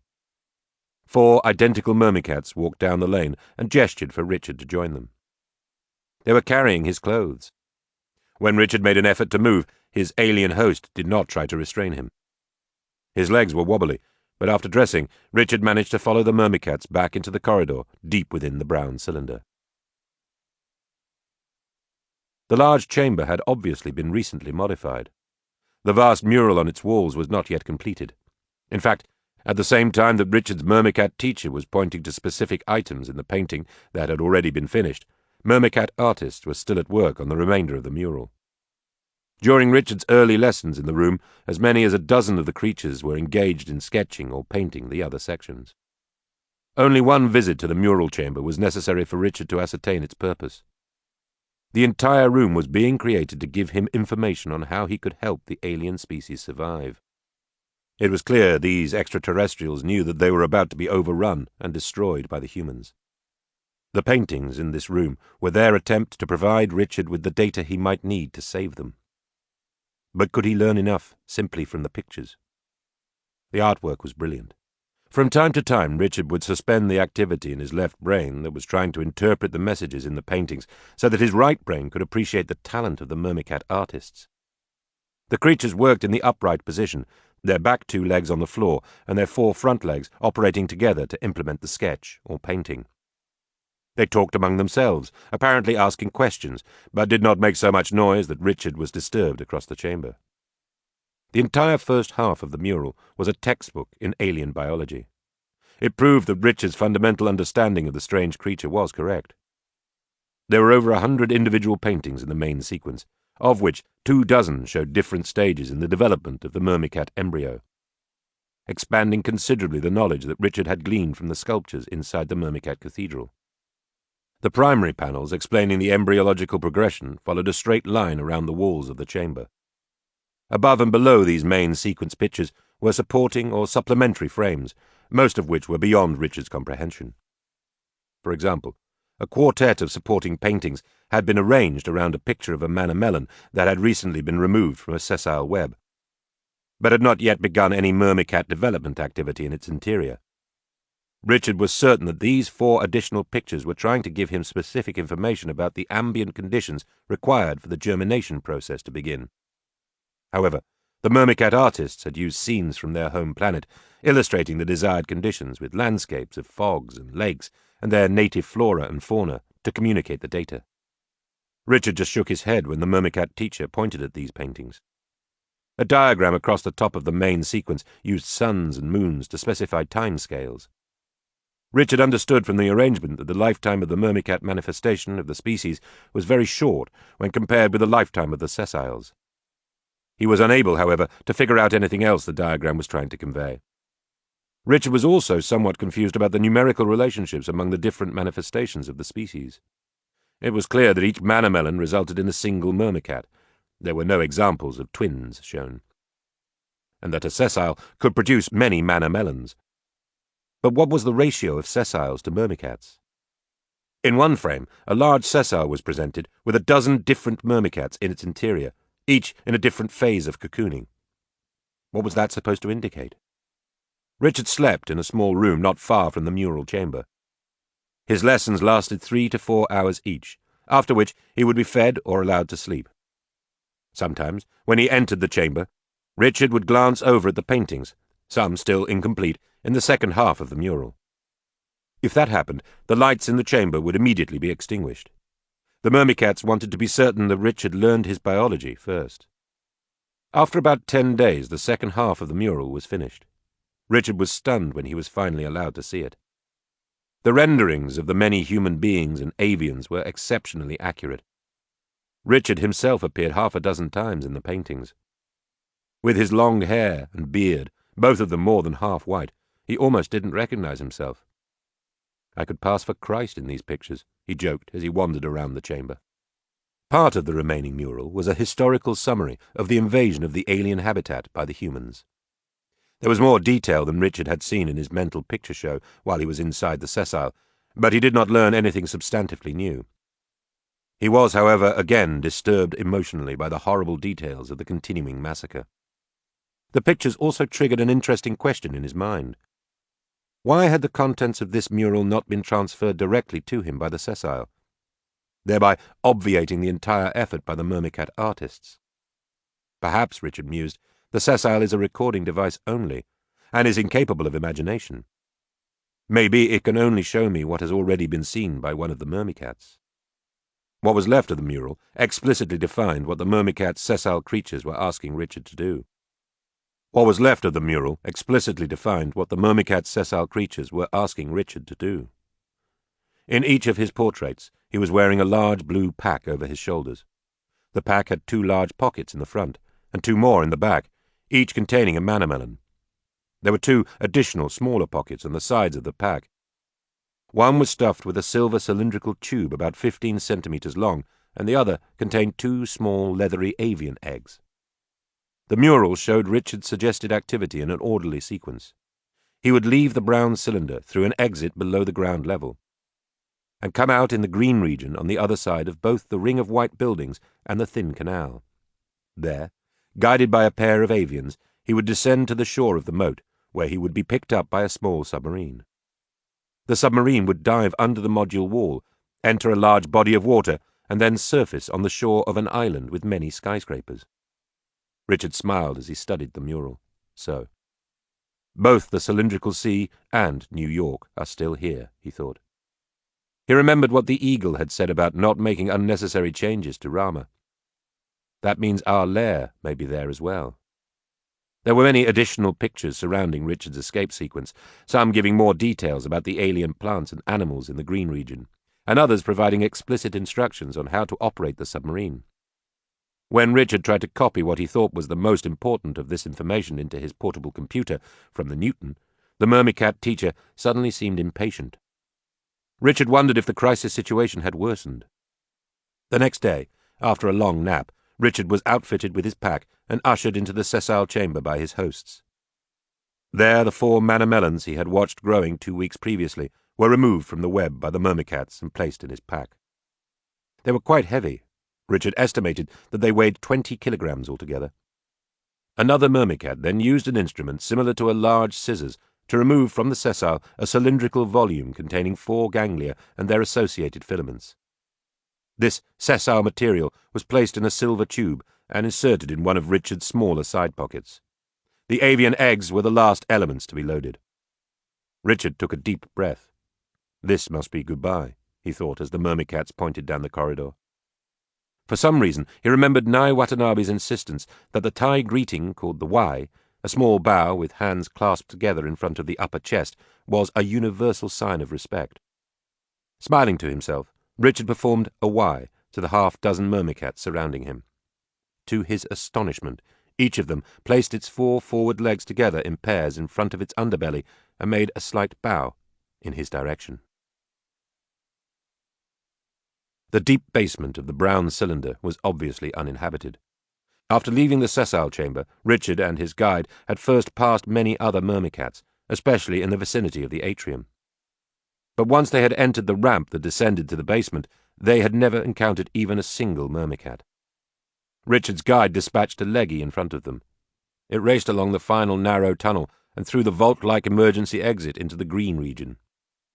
When the leggy returned, it stood on the back of the myrmicat's head for several seconds and then scampered down to the floor. The guide motioned for Richard to proceed into the tunnel. Outside, in the green region, Richard was met by 2 large avians who immediately became airborne. One of them had an ugly scar on its wing, as if it had been hit by a spray of bullets. Richard was in a moderately dense forest, with growth around him up to 3 or 4 meters off the ground. Even though the light was dim, it was not difficult for Richard to find a pathway or to follow the avians above him. Occasionally, he heard sporadic gunfire off in the distance. The first 15 minutes passed without incident. The forest thickness lessened. Richard had just estimated that he should be at the moat for the rendezvous with the submarine in another 10 minutes when, without any warning, a machine gun began to fire no more than 100 meters away. One of the guide avians crashed to the ground. The other avian disappeared. Richard hid himself in a dark thicket when he heard the soldiers coming in his direction. 2 rings for certain, one of them said. Maybe even 3. That'll give me 20 rings this week alone. Shit, man, that was no contest. It shouldn't even count. The damn bird didn't even know you were there. That's his problem, not mine. I'll still get to count his rings. Ah, here he is. Crap. He only has 2. The men were only about 15 meters away from Richard. He stood absolutely still, not daring to move, for more than 5 minutes. The soldiers, meanwhile, stayed in the vicinity of the avian corpse, smoking and talking about the war. Richard began to feel pain in his right foot. He shifted his weight ever so slightly, thinking he would relieve whatever muscle was being strained, but the pain only increased. At length he glanced down and discovered to his horror that one of the rodent-like creatures he had seen in the mural chamber had eaten through what was left of his shoe and was now chomping on his foot. Richard tried to shake his leg vigorously, but noiselessly. He was not completely successful. Although the rodent released his foot, the soldiers heard the sound and started moving toward him. Richard could not run. Even if there had been an escape route, the extra weight he was carrying would have made him easy prey for the soldiers. Within a minute, one of the men yelled, "Over here, Bruce! I think there's something in this thicket!" The man was pointing his gun in Richard's direction. "Don't shoot," Richard said. "I'm a human." The second soldier had just joined his comrade. "What the fuck are you doing out here alone?" "I'm taking a hike," Richard answered. "Are you crazy?" the first soldier said. "Come on out of there. Let's take a look at you." Richard slowly walked out of the underbrush. Even in the dim light, he must have been an astonishing sight with his long hair and beard, plus the bulging blue jacket. "Jesus Christ! Who the hell are you? Where's your outfit positioned?" "This ain't no goddamn soldier," the other man said, still staring at Richard. "This here's a Looney Tune. He must have escaped from the facility in Avalon and wandered over here by mistake. Hey, asshole! Don't you know this is dangerous territory? You could have been killed." "Look at his pockets," the first soldier interrupted. "He's carrying 4 huge goddamn melons." Suddenly, they struck from the sky. There must have been a dozen of the avians altogether, consumed by fury and shrieking as they attacked. The 2 human soldiers were knocked to the ground. Richard started to run. One of the avians landed on the face of the first soldier and began to tear it apart with its talons. Gunfire erupted as other soldiers in the vicinity, hearing the fracas, hurried into the area to help the patrol. Richard did not know how he was going to find the submarine. He raced downhill as fast as his feet and his load would allow him. The gunfire behind him increased. He heard the screams of pain of the soldiers and the death shrieks of the avians. He found the moat, but there was no sign of the submarine. Richard could hear human voices coming down the slope behind him. Just when he was about to panic, he heard a short shriek from a large bush on his right. The leader avian with the 4 cobalt rings flew past his head, not far off the ground, and continued down the shore of the moat to the left. They located the small submarine in 3 more minutes. The ship had already submerged before the pursuing humans broke into the clear in the green region. Inside, Richard took off his pack and placed it behind him in the small control compartment. He looked at his avian companion and tried a couple of simple jabber phrases. The avian leader replied, very slowly and very clearly, with the jabber equivalent of, "We all thank you very much." The journey took slightly more than an hour. Richard and the avian said very little to each other. During the early part of the voyage, Richard carefully watched the avian leader operating the submarine. He made notes in his computer and, during the second half of the trip, even took over the controls himself for a short period of time. When he was not too busy, Richard's mind was asking questions about everything he had experienced in the second habitat. Above all, he wanted to know why it was he in the submarine with the melons, the avian eggs, and the sessile slice, and not one of the myrmicats. I must be missing something, he mused to himself. Soon thereafter, the submarine surfaced, and Richard was in familiar territory. The skyscrapers of New York loomed above him. "Hallelujah!" Richard said out loud, carrying his full pack onto the island. The avian leader anchored the submarine just offshore and quickly prepared to leave. He turned around in a circle, bowed slightly to Richard, and then took off toward the north. As he was watching the bird-like creature fly away, Richard realized that he was standing in the exact spot where he and Nicole had waited many, many years before in Rama 2 for the 3 avians who would carry them across the cylindrical sea to freedom. Chapter 7. During the first second that Richard stood on the surface in New York, 100 billion bits of data were acquired by the infinitesimal Raman sensors scattered throughout the giant cylindrical spacecraft. These data were transmitted in real time to local data handling centers, still microscopic in size, where they were stored until the allocated time for them to be relayed to the central telecommunications processor buried beneath the southern hemicylinder. Every second of every hour of every day, the Raman sensors acquire these 100 quintillion data bits. At the telecommunications processor, the data are labeled, sifted, analyzed, compressed, and stored in recording devices whose individual components are smaller than an atom. After storage, the data are accessed by the dozens of distributed processors, each managing a separate function that together control the Rama spacecraft. Thousands of algorithms spread among the processors then operate on the data, extracting trend and synthesis information in preparation for the regularly scheduled data bursts that transmit the mission status to the nodal intelligence. The data bursts contain a mixture of raw, compressed, and synthesized data, depending on the exact formats selected by the different processors. The most important part of each burst is the narrative report, in which the unified but distributed intelligence of Rama presents its prioritized summary of the progress of the mission. The rest of the burst is essentially supporting information, images or measurements or sensor outputs that either provide additional background data or directly support the conclusions contained in the summary. The language used for the narrative summary is mathematical in structure, precise in definition, and highly coded. It is also rich in footnotes, each equivalent phrase or sentence containing, as part of its transmission structure, the pointers to the actual data buttressing the particular statement being made. The report could not, in the truest sense, be translated into any language as primitive as the ones used by human beings. Nevertheless, what follows is a crude approximation of the summary report received by the nodal intelligence from Rama soon after Richard's arrival in New York. Report number 298. Time of transmission 156-307-872-491. Point 5116. Time since first stage alert, 29.2873. References, Node 23-419. Spacecraft 947. Spacefarers 47, 249, A and B. 32, 806, 2, 666.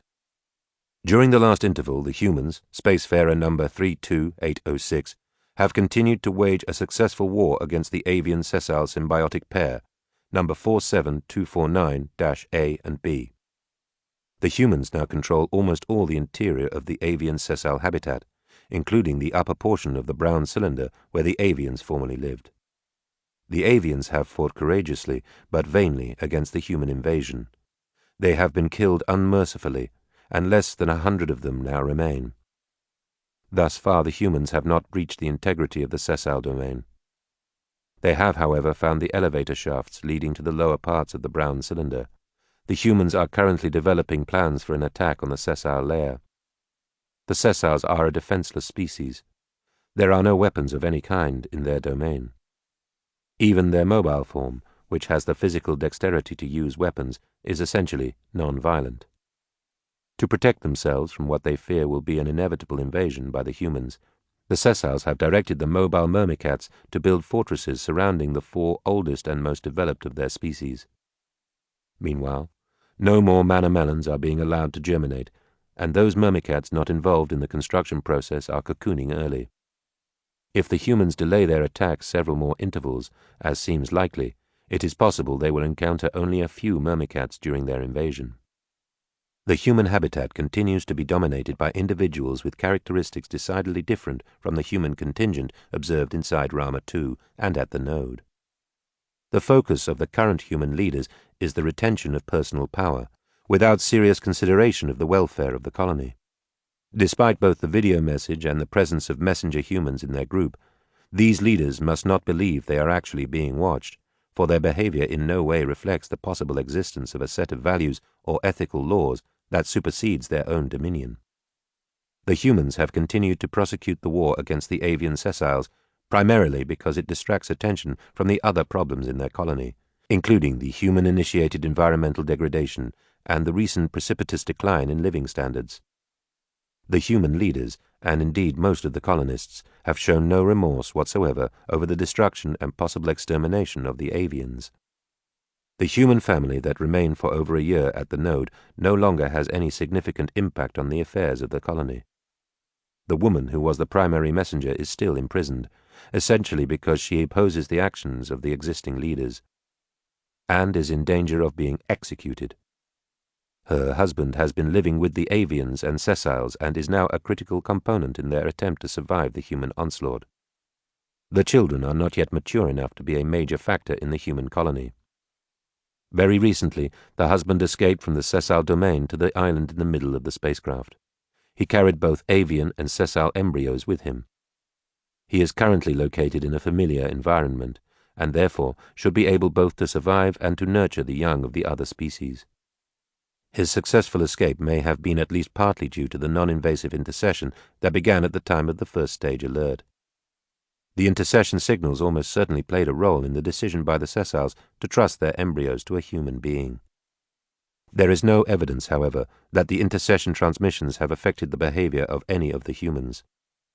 For the sessiles, information processing is a primary activity, and therefore it is not surprising that they would be susceptible to intercessionary suggestions. The humans, however, especially the leaders, have their lives so filled with activity that there is very little, if any, time for cogitation. There is an additional problem with humans and non-invasive intercession. As a species, they are so varied from individual to individual that a transmission package cannot be designed with broad applicability. A set of signals that might result in a positive behavior modification for one human will almost certainly have no impact on anyone else. Experiments with different types of intercession processes are currently being conducted, but it may well be that humans belong to that small group of spacefarers who are immune to non-invasive intercession. In the south of the spacecraft, the octospiders, number 2666, continue to thrive in a colony almost indistinguishable from any of their other isolated colonies in space. The full range of possible biological expression remains latent, primarily because of restricted territorial resources and no true competition. However, they are carrying with them the significant potential for expansion that has characterized their several successful transfers from one star system to another. Until the humans probed through the wall of their own habitat and broke the seal on their enclosure, the octospiders paid very little attention to the other two species in the spacecraft. Since the humans began to explore, however, the octospiders have watched the events in the north with increasing interest. Their existence is still unknown to the humans, but the octospiders have already started formulating a contingency plan to cover a possible interaction with their aggressive neighbors. The potential loss of the entire avian sessile community greatly reduces the value of the mission. It is possible that the only sessile and avian survivors of the voyage will be those in the small octospider zoo and, perhaps, those raised by the human on the island. Even irrevocable loss of a single species does not call for a Stage 2 alert. Nevertheless, the continued unpredictable and life-negative behavior of the current human leaders provides an unmitigated worry that the mission may suffer additional serious losses. Intercessionary activity in the near future will be focused on those humans who both oppose the present leaders and have indicated, by their behavior, growth beyond territorialism and aggression. Chapter 8. My country was called Thailand. It had a king, whose name was also Rama, like a spaceship. Your grandmother and grandfather, my mother and father, probably still live there, in a town called Lampun. Here it is. Nye pointed at a spot on the faded map. The boy's attention had started to wander. They're still too young, she thought. Even for bright children, it's too much to expect at 4. All right now, she said, folding up the map. You can go outside and play. Galileo and Kepler put on their heavy jackets, picked up a ball, and raced out the door into the street. Within seconds, they were engaged in a one-on-one soccer match. Oh, Kenji, Nye thought, watching the boys from the entryway. How they have missed you. There's just no way one parent can be both mother and father. She had begun the geography lesson, as she always did, by reminding the boys that all of the colonists in New Eden had come originally from a planet called Earth. Nye had then shown the boys a world map for their home planet, first discussing the basic concept of continents and oceans, and then identifying Japan, their father's native country. The activity had made Nye both homesick and lonely. Maybe these lessons aren't for you at all, she thought, still watching the soccer game under the dim streetlights of Avalon. Galileo dribbled around Kepler and fired at an imaginary goal. Maybe they're really for me. Eponine was coming down the street in their direction. She picked up the ball and threw it back to the boys. Nye smiled at her friend. What a delight to see you, she said. I can definitely use a happy face today. What's the matter, Nye? Eponine asked. Life in Avalon getting you down? At least it's a Sunday. You're not working in the gun factory, and the boys aren't over at the center. The two women walked inside. And certainly your living conditions cannot be the cause of your despair. Eponine waved her arm at the room. After all, you have a large room for the 3 of you, half a toilet, and a bath you share with 5 other families. What more could you want? Nye laughed and hugged Eponine. You're a big help, she said. Mummy, Kepler was standing in the doorway a moment later. Come quickly, the little boy said. He's back, and he's talking to Galileo. Nye and Eponine returned to the door. A man with a severely disfigured face was kneeling down in the dirt next to Galileo. The boy was obviously frightened. The man was holding a sheet of paper in his gloved hand. On it, a large human face with long hair and a full beard had been carefully drawn. You know this face, don't you? The man said insistently. It's Mr. Richard Wakefield, isn't it? Nye and Eponine approached the man cautiously. We told you last time, Nye said firmly, not to bother the boys anymore. Now go back to the ward, or we will call the police. The man's eyes were wild. I saw him again last night, he said. He looked like Jesus, but he was Richard Wakefield, all right. I started to shoot him, and they attacked me. 5 of them. They tore my face apart. The man started to weep. An orderly came running down the street. He grabbed the man. I saw him, the wild man shouted as he was led away. I know I did. Please believe me. Galileo was crying. Nye bent down to comfort her son. Mama, the boy said, do you think that man really saw Mr. Wakefield? I don't know, she answered. Nye glanced at Eponine. But some of us would like to believe it. The boys had finally fallen asleep in their beds in the corner. Nye and Eponine sat next to each other in the 2 chairs. The rumour is she's very ill, Eponine said quietly. They hardly feed her at all. They make her suffer in every possible way. Nicole will never give up, Nye said proudly. I wish I had her strength and courage. Neither Ellie nor Robert has been allowed to see her for over 6 months. Nicole doesn't even know she has a granddaughter. Ellie told me last week that she has filed another petition with Nakamura to visit her mother, Nye said. I worry about Ellie. She continues to push very, very hard. Eponine smiled. Ellie is so wonderful, even if she is incredibly naive. She insists that if she obeys all the colony laws, Nakamura will leave her alone. That's not surprising, especially when you consider that Ellie still thinks her father is alive, Nye said. She has talked with every one of the people who claim to have seen Richard since he disappeared. All the stories about Richard give her hope, Eponine said. We can still use a dosage of hope from time to time. There was a momentary lull in the conversation. What about you, Eponine? Nye asked. Do you allow yourself? No, Eponine interrupted. I am always honest with myself. I am going to die soon. I just don't know when. Besides, why should I fight to keep living? Conditions here in Avalon are far worse than they were even in the detention camp at Bourges. If it weren't for the few children in the school... They both heard the noise outside the door at the same time. Nye and Eponine sat completely still. If their conversation had been recorded by one of Nakamura's roving biots, then... The door suddenly swung open. The 2 women nearly jumped out of their skins. Max Puckett stumbled in, grinning. You're under arrest, he said, for engaging in seditious conversation. Max was carrying a large wooden box. The 2 women helped him place it in the corner. Max took off his heavy jacket. Sorry to show up so late, ladies, but I couldn't help it. Another food run to the troops? Nye asked in a soft voice. She pointed at the sleeping twins. Max nodded. The King Jap, he said in a lower voice, always reminds me that an army travels on its stomach. That was one of Napoleon's maxims. Eponine looked at Max with a sarcastic smile. I don't suppose you ever heard of him out there in Arkansas? Uh-oh, Max replied. The lovely lady teacher is in a smart-ass mood tonight. He pulled an unopened pack of cigarettes out of his shirt pocket. Maybe I should just keep her gift for myself. Eponine laughed and jumped up to grab the cigarettes.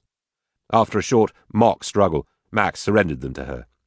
Thanks, Max, Eponine said, in a genuine manner. There aren't many pleasures allowed to those of us.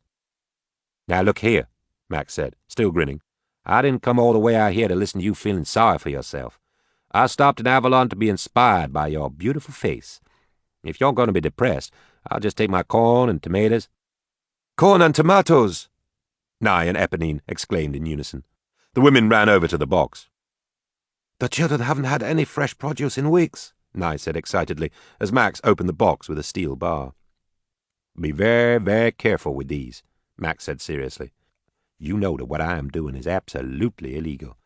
There's barely enough fresh food for the army and the government leaders, but I decided you deserve something better than leftover rice. Eponine gave Max a hug. Thank you, she said. The boys and I are very grateful, Max, Nye said. I don't know how we'll ever repay you. I'll find some way, Max said. The 2 women returned to their chairs, and Max sat down on the floor between them. Incidentally, he said, I ran into Patrick O'Toole over in the second habitat. He asked me to say hello to both of you. How is he? Eponine asked. Troubled, I would say, Max replied. When he was drafted, he let Katie talk him into reporting to the army, which I'm certain he would never have done if either Nicole or Richard could have spoken to him even once, and I think he realizes now what a mistake he made. He didn't say anything, but I could sense his distress. Nakamura keeps him in the front line because of Nicole. Is this war almost over? Eponine asked. I think so, Max said. But it's not clear the King Jap wants it to be over. From what the soldiers told me, there's very little resistance left. They're mostly mopping up inside the brown cylinder. Nye leaned forward. We heard a rumor that another intelligent species was also living in the cylinder. Something altogether different from the avians. Max laughed. Who knows what to believe? The television and newspaper say whatever Nakamura tells them, and everyone knows it. There are always hundreds of rumors. I myself have encountered some bizarre alien plants and animals inside that habitat, so nothing would surprise me. Nye stifled a yawn. I'd best be leaving, Max said, standing up, and let our hostess go to bed. He glanced at Eponine. Would you like someone to walk you home? Depends on who the someone is, Eponine said with a smile. A few minutes later, Max and Eponine reached her tiny hut on one of the side streets of Avalon. Max dropped the cigarette they had been sharing and ground it into the dirt. Would you like someone? He started. Yes, Max, of course I would. Eponine replied with a sigh. And if that someone were anyone, it would definitely be you. She looked directly in his eyes. But if you shared my bed, even one time, then I would want more. And if by some awful chance, no matter how careful we were, you were ever to test positive for RV41, I would never forgive myself. Eponine pressed herself against him to hide her tears. Thanks for everything, she said. You're a good man, Max Puckett. Maybe the only one left in this crazy universe. Eponine was in a museum in Paris, surrounded by hundreds of masterpieces. A large group of tourists passed through the museum. They spent a total of 45 seconds looking at 5 magnificent paintings by Renoir and Monet. Stop, Eponine shouted in her dream. You can't possibly have seen them. The knocking on her door chased the dream away. It's us, Eponine, she heard Ellie say. If it's too early, we can try to come back later before you go to school. Robert was worried that we might get tied up in the psychiatric ward. Eponine leaned over and grabbed the robe hanging on the room's solitary chair. Just a minute, she said. I'm coming. She opened the door for her friends. Ellie was in her nurse's uniform, with little Nicole in a makeshift carrier on her back. The sleeping baby was wrapped cleverly in cotton to protect her from the cold. May we come in? Of course, replied Eponine. I'm sorry, she said. I must not have hurt you. It's a ridiculous time for us to visit, Ellie said. But with all our work at the hospital, if we don't come out here early in the morning, we'd never make it. How have you been feeling? Dr. Turner asked a few seconds later. He was holding a scanner in front of Eponine, and data was already being displayed on the portable computer monitor. A little tired, Eponine said. But it could be just psychological. Since you told me 2 months ago that my heart was beginning to show some signs of degradation, I have imagined myself having a heart attack at least once a day. During the examination, Ellie operated the keyboard that was attached to the monitor. She made certain that the most important information from the checkup was recorded in the computer. Eponine craned around to see the screen. How's the new system working, Robert? We've had several failures with the probes, he replied. Ed Stafford says that's to be expected because of our inadequate testing, and we don't yet have a good data management system, but on the whole we're very pleased. It's been a savior, Eponine, Ellie said, without glancing up from the keyboard. With our limited funds, and all the wounded from the war, there would have been no way we could have kept the RV41 files current without this kind of automation. I only wish we had been able to use more of Nicole's expertise in the original design, Robert Turner said. I hadn't realized she was such an expert on internal monitoring systems. The doctor saw something unusual in a graph that appeared on the screen. Print a copy of that, will you, darling? I want to show it to Ed. Have you heard anything new about your mother? Eponine asked Ellie as the examination neared its completion. We saw Katie 2 nights ago, Ellie replied very slowly. It was a difficult evening. She had another deal from Nakamura and Macmillan she wanted to discuss. Her voice trailed off. Anyway, Katie says that there will definitely be a trial before settlement day. Has she seen Nicole? No, Ellie answered. As far as we know, nobody has. Her food is brought in by a Garcia, and her monthly checkups are done by a Tiasso. Baby Nicole stirred and whimpered on her mother's back. Eponine reached down and touched the portion of the child's cheek that was exposed to the air. They are so unbelievably soft, she said. At that moment, the little girl's eyes opened, and she began to cry. Do I have time to nurse her, Robert? Ellie asked. Dr. Turner glanced at his watch. All right, he said. We're basically finished here. Since both Wilma Margolin and Bill Tucker are in the next block, why don't I call on them by myself and then come back? You can handle them without me? With difficulty, he said grimly. Especially poor Tucker. Bill Tucker is dying very slowly, Ellie said to Eponine in explanation. He's alone and in great pain. But since the government has now outlawed euthanasia, there's nothing we can do. There's no indication of additional atrophy in your data, Dr. Turner said to Eponine a few moments later. I guess we should be thankful. She didn't hear him. In her mind's eye, Eponine was imagining her own slow and painful death. I will not let it happen that way, she told herself. Never. As soon as I am no longer useful, Max will bring me a gun. I'm sorry, Robert, she said. I must be sleepier than I thought. What did you say? You're no worse. Robert gave Eponine a kiss on the cheek and started for the door. I'll be back in about 20 minutes, he said to Ellie. Robert looks very tired, Eponine said when he departed. He is, Ellie replied. He still works all the time and worries when he's not working. Ellie was sitting on the dirt floor with her back against the wall of the hut. Nicole was cradled in her arms, suckling at her breast and cooing intermittently. That looks like fun, Eponine said. Nothing I have ever experienced is even remotely similar. The pleasure is indescribable. It's not for me, Eponine's inner voice said. Not now, not ever. In a fleeting moment, Eponine recalled a night of passion when she almost hadn't said no to Max Puckett. A deep feeling of bitterness welled up inside her. She struggled to fight it. I had a nice walk with Benji yesterday, she said, changing the subject. I'm sure he'll tell me all about it this morning, Ellie said. He loves his Sunday walks with you. It's all he has left, except for my occasional visits. You know that I am very grateful. Forget it. I like Benji. I also need to feel needed, if you know what I mean. Benji actually has adjusted surprisingly well. He doesn't complain as much as the 41s, and certainly not as much as the people assigned here to work at the gun factory. He hides his pain, Ellie replied. Benji's much smarter than anyone thinks. He really dislikes the ward, but knows that he can't take care of himself, and he doesn't want to be a burden to anybody. Tears suddenly formed in Ellie's eyes, and her body trembled slightly. Baby Nicole stopped nursing and stared at her mother. Are you all right? Eponine asked. Ellie shook her head affirmatively and wiped her eyes with a small cotton cloth that she was holding next to her breasts to catch any leakage. Nicole resumed nursing.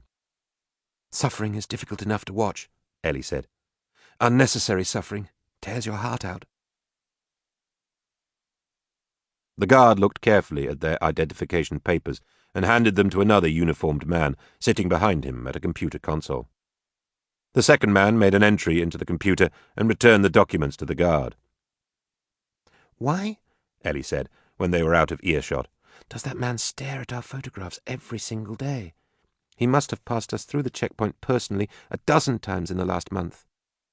They were walking along the lane that led from the module exit to Positano. It's his job, Robert replied, and he likes to feel important. If he doesn't make a ceremony out of it each time, then we might forget the power he has over us. The process was much smoother when the biots were handling the entrance. The ones that are still functioning are too critical to the war effort. Besides, Nakamura is afraid that the ghost of Richard Wakefield will appear and somehow confound the biots.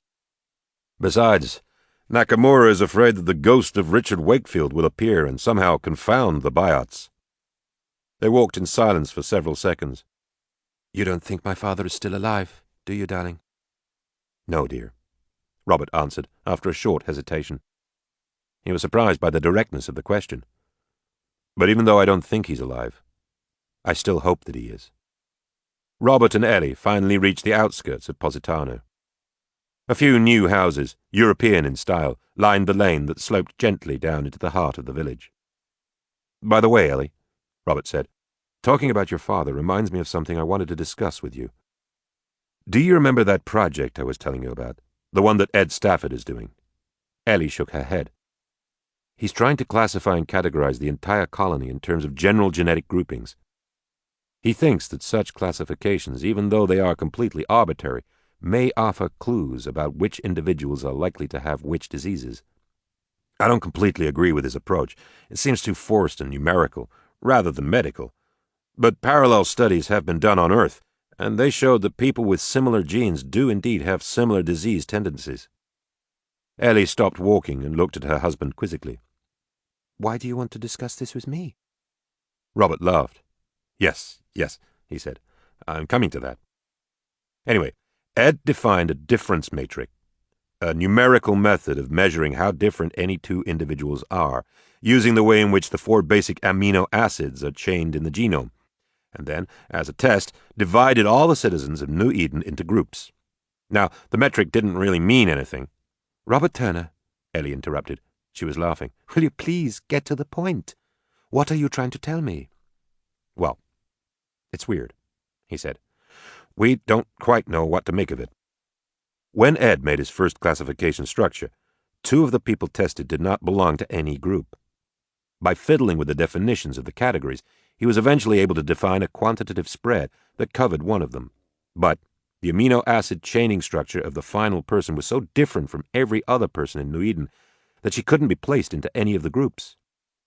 Ellie was staring at Robert as if he had lost his mind. The 2 individuals were your brother, Benji, and you, Robert concluded awkwardly. You were the one outside all the groupings. Should I be worried about this? Ellie said after they had walked another 30 meters in silence. I don't think so, Robert said casually. It's probably just an artifice of the particular metric that Ed chose, or perhaps a mistake was made. But it would be fascinating if somehow cosmic radiation might have altered your genetic structure during your embryological development. By this time they had arrived at the main square of Positano. Ellie leaned over and kissed her husband. That was very interesting, dear, she said, teasing him a little. But I must admit that I'm still not sure what it was all about. A large bicycle rack occupied most of the square. 24 rows and as many columns of parking positions were spread out over the area in front of what had been the train station. All the colonists, with the exception of the government leaders, who had electric cars, now used bicycles for transportation. The train service in New Eden had been discontinued soon after the war began. The trains had originally been constructed by the extraterrestrials from very light and exceptionally strong materials that the human factories in the colony had never been able to duplicate. These alloys were extremely valuable in many different military functions. By the middle stages of the war, therefore, the Defense Agency had requisitioned all the cars in the train system. Ellie and Robert rode their bicycles side by side along the banks of Lake Shakespeare. Little Nicole had awakened and was quietly watching the landscape around her. They passed the park, where the settlement day picnic was always held, and turned toward the north. Robert, Ellie said very seriously, have you thought any more about our long discussion last night? About Nakamura and politics? Yes, she answered. I still think we should both oppose his edict suspending elections until after the war is over. You have a lot of stature in the colony. Most of the health professionals will follow your lead. Nye even thinks that the factory workers in Avalon might strike. I can't do it, Robert said after a long silence. Why not, darling? Ellie asked. Because I don't think it will work. In your idealistic view of the world, Ellie, people act out of commitment to principles or values. In reality, they don't behave that way at all. If we were to oppose Nakamura, the most likely result is that we would both be imprisoned. What would happen to our daughter? In addition, all the support for the RV-41 work would be withdrawn, leaving those poor people in even worse shape than they are. The hospital would be more short-handed. Many people would suffer because of our idealism. As a doctor, I find these possible consequences unacceptable. Ellie drove off the bicycle path into a small park about 500 meters from the first buildings of Central City. Why are we stopping here? Robert asked. They're expecting us at the hospital. I want to take 5 minutes to see the trees, smell the flowers, and hug Nicole. After Ellie dismounted, Robert helped her disengage the baby carrier from her back. Ellie then sat on the grass with Nicole in her lap. Neither of the adults said anything while they watched Nicole study the 3 blades of grass that she had grabbed with her chubby hands. At length, Ellie spread out a blanket and laid her daughter gently upon it. She approached her husband and put her arms around his neck. "I love you, Robert, very, very much," she said. "But I must say that sometimes I do not agree with you at all." Chapter 9. The light from the solitary window in the cell made a pattern on the dirt wall opposite Nicole's bed. The bars on the window created a reflected square with a tic-tac-toe design, a near-perfect 3x3 matrix. The light in her cell signaled to Nicole that it was time to rise. She crossed the room from the wooden bunk on which she had been sleeping and washed her face in the basin. She then took a deep breath and tried to summon her strength for another day. Nicole was fairly certain that her latest prison, where she had been for about 5 months, was somewhere in the New Eden farming strip, between Hackney and San Miguel. She had been blindfolded when they had moved her the last time. Nicole had quickly concluded, however, that she was in a rural location. Occasionally a strong smell of animals drifted into her cell through the 40-centimetre square window just below the ceiling. In addition, Nicole could see no reflected light of any kind outside the window when it was night in New Eden. These last months have been the worst, Nicole thought, as she stood on tiptoe to push a few grams of flavoured rice through the window. No conversation, no reading, no exercise. 2 meals a day of rice and water. The little red squirrel who visited her each morning appeared outside. Nicole could hear him. She backed across the cell so she could see him eating the rice. "You are my only company, my handsome friend," Nicole said out loud. The squirrel stopped eating and listened, always alert for any possible danger. "And you have never understood a single word that I have said." The squirrel didn't stay long. When he had finished eating his ration of rice, he departed, leaving Nicole alone. For several minutes she stared out the window where the squirrel had been, wondering what was happening with her family. Until 6 months earlier, when her trial for sedition had been indefinitely postponed at the last minute, Nicole had been allowed 1 visitor each week for 1 hour.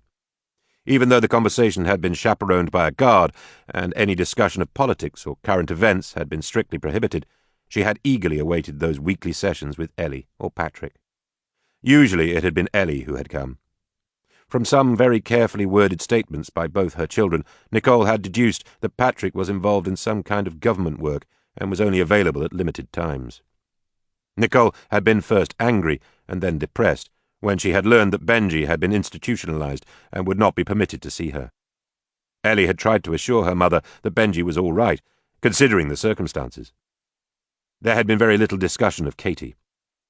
Neither Patrick nor Ellie had known how to explain to Nicole that their older sister had really shown no interest in visiting her mother. Ellie's pregnancy was always a safe topic of conversation during those early visits. Nicole was thrilled to touch her daughter's stomach or to talk about the special feelings of a mother-to-be. If Ellie would mention how active the baby was, Nicole would share and compare her own experiences. "When I was pregnant with Patrick," Nicole said one time, "I was never tired. You, on the other hand, were a mother's nightmare, always thrashing around in the middle of the night when I wanted to sleep." If Ellie was not feeling well, Nicole would prescribe foods or physical activities that had helped her deal with the same conditions. Ellie's last visit had been 2 months before the due date for the baby. Nicole had been moved to her new cell the following week and had not talked to a human being since then. The mute biots who attended Nicole never gave any indication that they even heard her questions. Once, in a peak of frustration, she had shouted at the Tiasso giving her the weekly bath. "Don't you understand?" she had said. "My daughter was supposed to have a baby, my grandchild, sometime last week. I need to know if they are all right." In her previous cells, Nicole had always been allowed to read. New book discs had been brought to her from the library whenever she had asked, so the days between visits had passed fairly quickly. She had reread almost all her father's historical novels, as well as some poetry, history, and a few of her more interesting medical books. Nicole had been especially fascinated by the parallels between her life and the lives of her 2 childhood heroines, Joan of Arc and Eleanor of Aquitaine. Nicole buttressed her own strength by noting that neither of the 2 other women allowed her basic attitudes to change, despite long and difficult periods in prison. Right after she was moved, when the Garcia who attended her in the new cell did not return her electronic reader with her personal effects, Nicole thought that a simple mistake had been made. However, after she asked for the reader several times and it still never appeared, She realized that she was now being denied the privilege of reading. The time passed very slowly for Nicole in her new cell. For several hours each day she deliberately paced about, trying to keep her body and mind active. She attempted to organize these pacing sessions, steering them away from thoughts about her family, which inevitably caused her feelings of loneliness and depression to intensify, and toward more general philosophic concepts or ideas. Often, at the conclusion of these sessions, she would focus on some past event in her life and try to derive some new or meaningful insight from it. During one such session, Nicole remembered sharply a sequence of events that had taken place when she was 15 years old. By that time, she and her father were already comfortably ensconced at Beauvoir, and Nicole was performing brilliantly at school. She decided to enter the national competition to select 3 girls to play Joan of Arc in the set of pageants that would commemorate the 750th anniversary of the Maid's martyrdom at Rouen. Nicole threw herself into the contest with a passion and single-mindedness that both thrilled and worried her father. After Nicole won the regional contest at Tours, Pierre even stopped working on his novels for 6 weeks to help his beloved daughter prepare for the national finals at Rouen. Nicole placed first in both the athletic and intellectual components of the contest. She even scored very high in the acting evaluations. She and her father had been certain that she was going to be selected. But when the winners were announced, Nicole had been a second runner-up. For years, Nicole thought, as she walked around her cell in New Eden, I thought that I had failed. What my father said about France not being ready for a copper-skinned Joan of Arc did not matter. In my mind, I was a failure. I was devastated. My self-esteem did not really recover until the Olympics, and then it was only a few days before Henry knocked me down again. The price was terrible, Nicole continued. I was completely self-absorbed for years because of my lack of self-esteem. It was much later before I was finally happy with myself, and only then was I able to give to others. She paused a moment in her thoughts. Why is it that so many of us go through the same experience? Why is youth so selfish? And why must we first find ourselves to realize how much more there is to life? When the Garcia, who always brought her meals, included some fresh bread and a few raw carrots with her dinner, Nicole suspected that there was about to be a change in her regimen. 2 days later, the Tiasso came into her cell with a portable bathtub, a hairbrush, some makeup, a mirror, and even a small bottle of perfume. Nicole took a long, luxurious bath and freshened herself for the first time in months. As the buyout picked up the wooden tub and prepared to leave, it handed her a note. You will have a visitor tomorrow morning, the note said. Nicole could not sleep. In the morning she chatted like a little girl to her friend the squirrel, discussing both her hopes and her anxieties about the coming rendezvous. She fussed with her face and hair several times before declaring both of them to be hopeless. The time went by very slowly.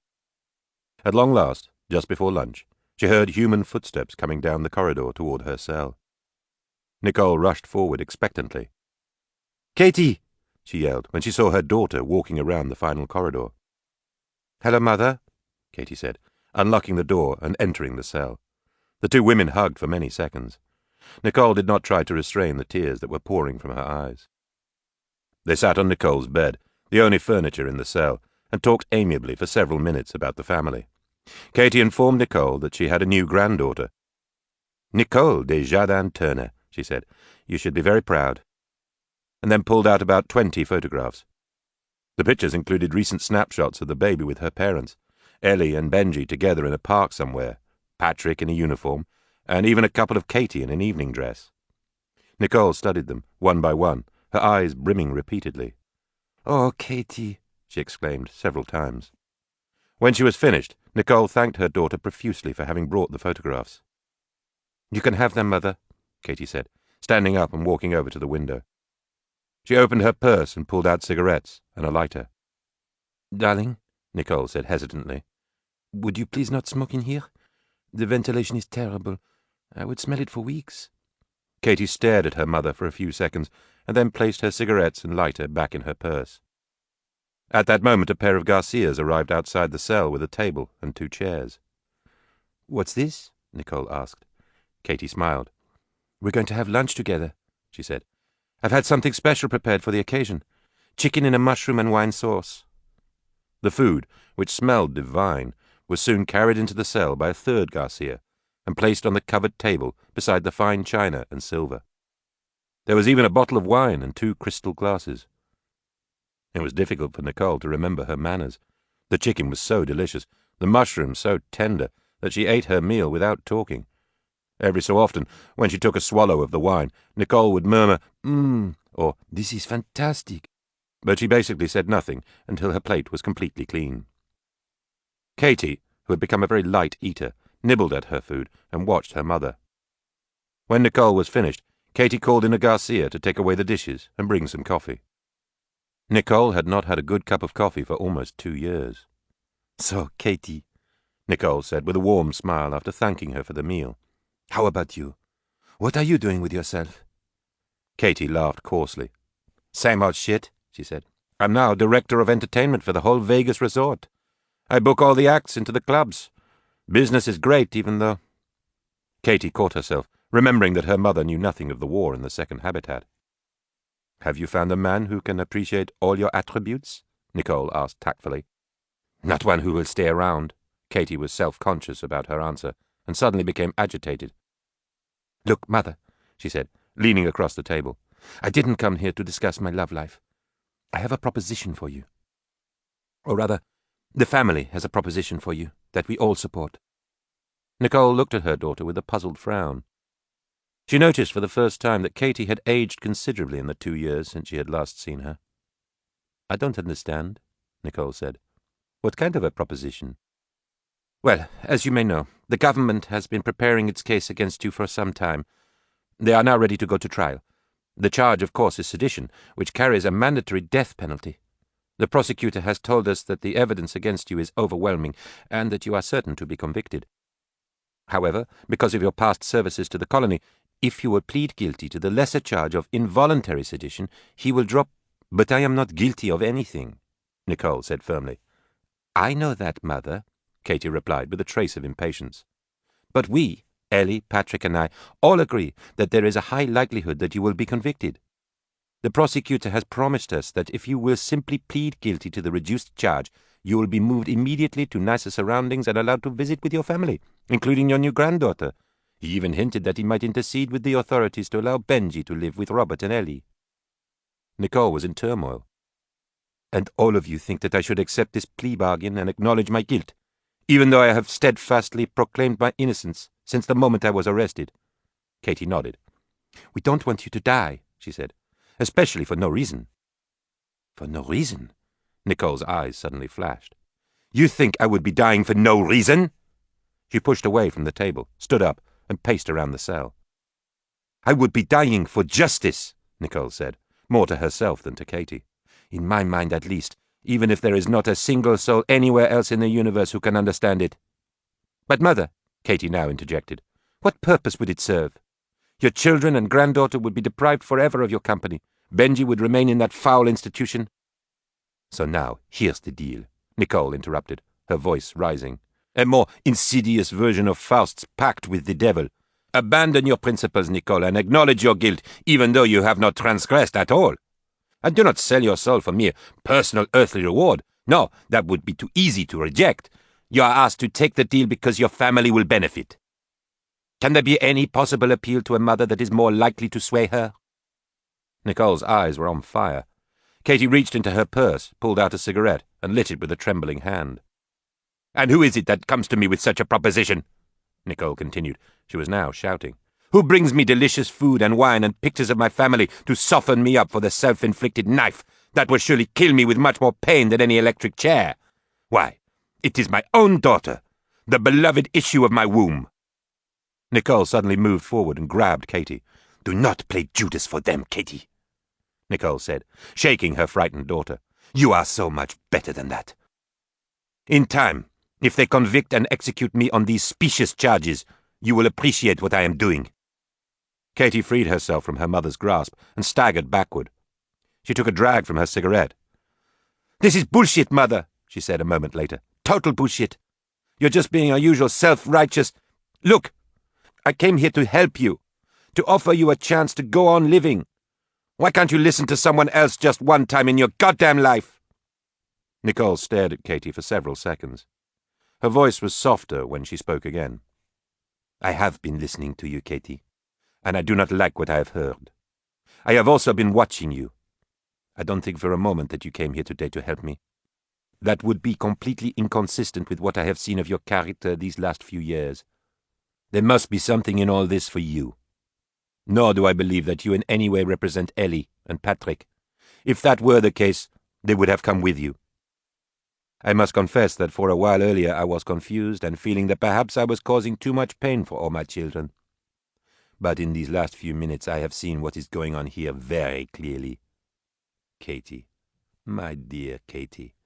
Don't you touch me again! Katie shouted as Nicole approached her. Katie's eyes were full of tears. And spare me your self-righteous pity! The cell was momentarily quiet. Katie finished her cigarette and tried to compose herself. Look, she said at length, I don't give a shit what you feel about me. That's not important. But why, Mother? Why can't you think about Patrick and Ellie and even little Nicole? Is being a saint so important to you that they should suffer because of it?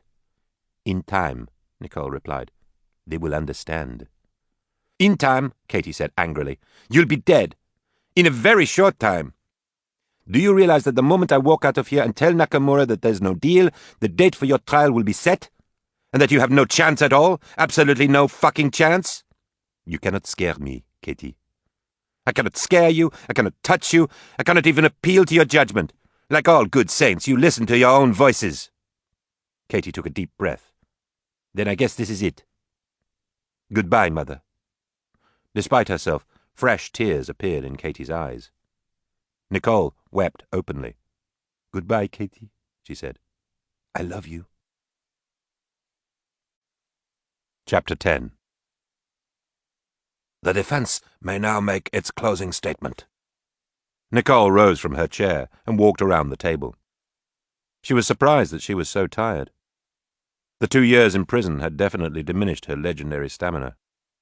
She slowly approached the jury of 4 men and 2 women. The woman in the front row, Karen Stoltz, had been originally from Switzerland. Nicole had known the woman fairly well when Mrs. Stoltz and her husband had owned and operated the bakery around the corner from the Wakefield home in Beauvoir. Hello again, Karen, Nicole said quietly, stopping directly in front of the jurors. They were sitting in 2 rows of 3 seats each. How are John and Marie? They must be teenagers now. Mrs. Stoltz squirmed in her seat. They're fine, Nicole, she replied very softly. Nicole smiled. And do you still make those wonderful cinnamon rolls every Sunday morning? The crack of the gavel resounded through the courtroom. Mrs. Wakefield, Judge Nakamura said, this is hardly the time for small talk. Your closing statement is limited to 5 minutes, and the clock has already started. Nicole ignored the judge. She leaned across the barrier between her and the jury, her eyes focusing on a magnificent necklace around Karen Stoltz's neck. The jewels are beautiful, she said in a whisper. But they would have paid much, much more. Again, the gavel cracked. 2 guards quickly approached Nicole, but she had already backed away from Mrs. Stoltz. Ladies and gentlemen of the jury, Nicole said, all this week you have listened as the prosecution has repeatedly insisted that I have incited resistance to the legitimate government of New Eden. For my putative actions, I have been charged with sedition. You must now decide, on the basis of the evidence presented at this trial, if I am guilty. Please remember, as you deliberate, that sedition is a capital offense. A guilty verdict carries with it a mandatory death penalty. In my closing statement, I would like to examine carefully the structure of the prosecution's case. The testimony on the first day, all of which was totally irrelevant to the charges against me and, I believe, was permitted by Judge Nakamura in clear violation of the colony codicils covering testimony in capital offense trials. Mrs. Wakefield, Judge Nakamura angrily interrupted, as I have told you before this week, I cannot tolerate such disrespectful comments in my courtroom. One more similar remark, and I will not only cite you for contempt, I will also terminate your closing statement altogether. That entire day, the prosecution attempted to show that my sexual morality was questionable, and that therefore I was somehow a likely candidate to engage in political conspiracy. Nicole continued, without so much as glancing at the judge. Ladies and gentlemen, I would be happy to discuss privately with you the unusual circumstances associated with the conception of each of my 6 children. However, my sex life, past, present, or even future, has no bearing whatsoever on this trial, except for its possible value as entertainment. That first day of testimony was absolutely meaningless. There were a few titters in the packed gallery, but the guards quickly quieted the crowd. The prosecution's next set of witnesses, Nicole continued, spent many hours implicating my husband for seditious activities. I freely admit that I am married to Richard Wakefield. But his guilt, or lack of it for that matter, is not of any importance at this trial either. Only evidence that purports to show me guilty of sedition is germane to your verdict here. The prosecution has suggested that my seditious acts originated with my involvement in the video that eventually resulted in the establishment of this colony. I acknowledge that I did help prepare the video that was transmitted from Rama to the Earth, but I categorically deny that I either conspired from the beginning with the aliens or in any way schemed with the extraterrestrials who built this spaceship against my fellow humans. I participated in the making of that video, as I indicated yesterday when I allowed the prosecutor to cross-examine me, because I felt I had no choice. My family and I were at the mercy of an intelligence and power far beyond anything any of us had ever imagined. There was a significant concern that failure to accede to their request for help with the video would have resulted in reprisals against us. Nicole returned to the defense table briefly and drank some water. She then turned around to face the jury again. That leaves only 2 possible sources for any real evidence to convict me of sedition. My daughter Katie's testimony, and that strange audio recording, a disjointed collection of comments that I made to other members of my family after I was imprisoned that you heard yesterday morning. You are all well aware how easily recordings like that can be twisted and manipulated. The 2 key audio technicians both admitted yesterday on the witness stand that they had listened to hundreds of hours of conversation between my children and me before coming up with that 30 minutes of damaging evidence, no more than 18 seconds of which were taken from any single conversation. To say that my comments on that recording were presented out of context would be an understatement. With respect to the testimony of my daughter, Katie Wakefield, I can only say, with great sorrow, that she lied repeatedly in her original remarks.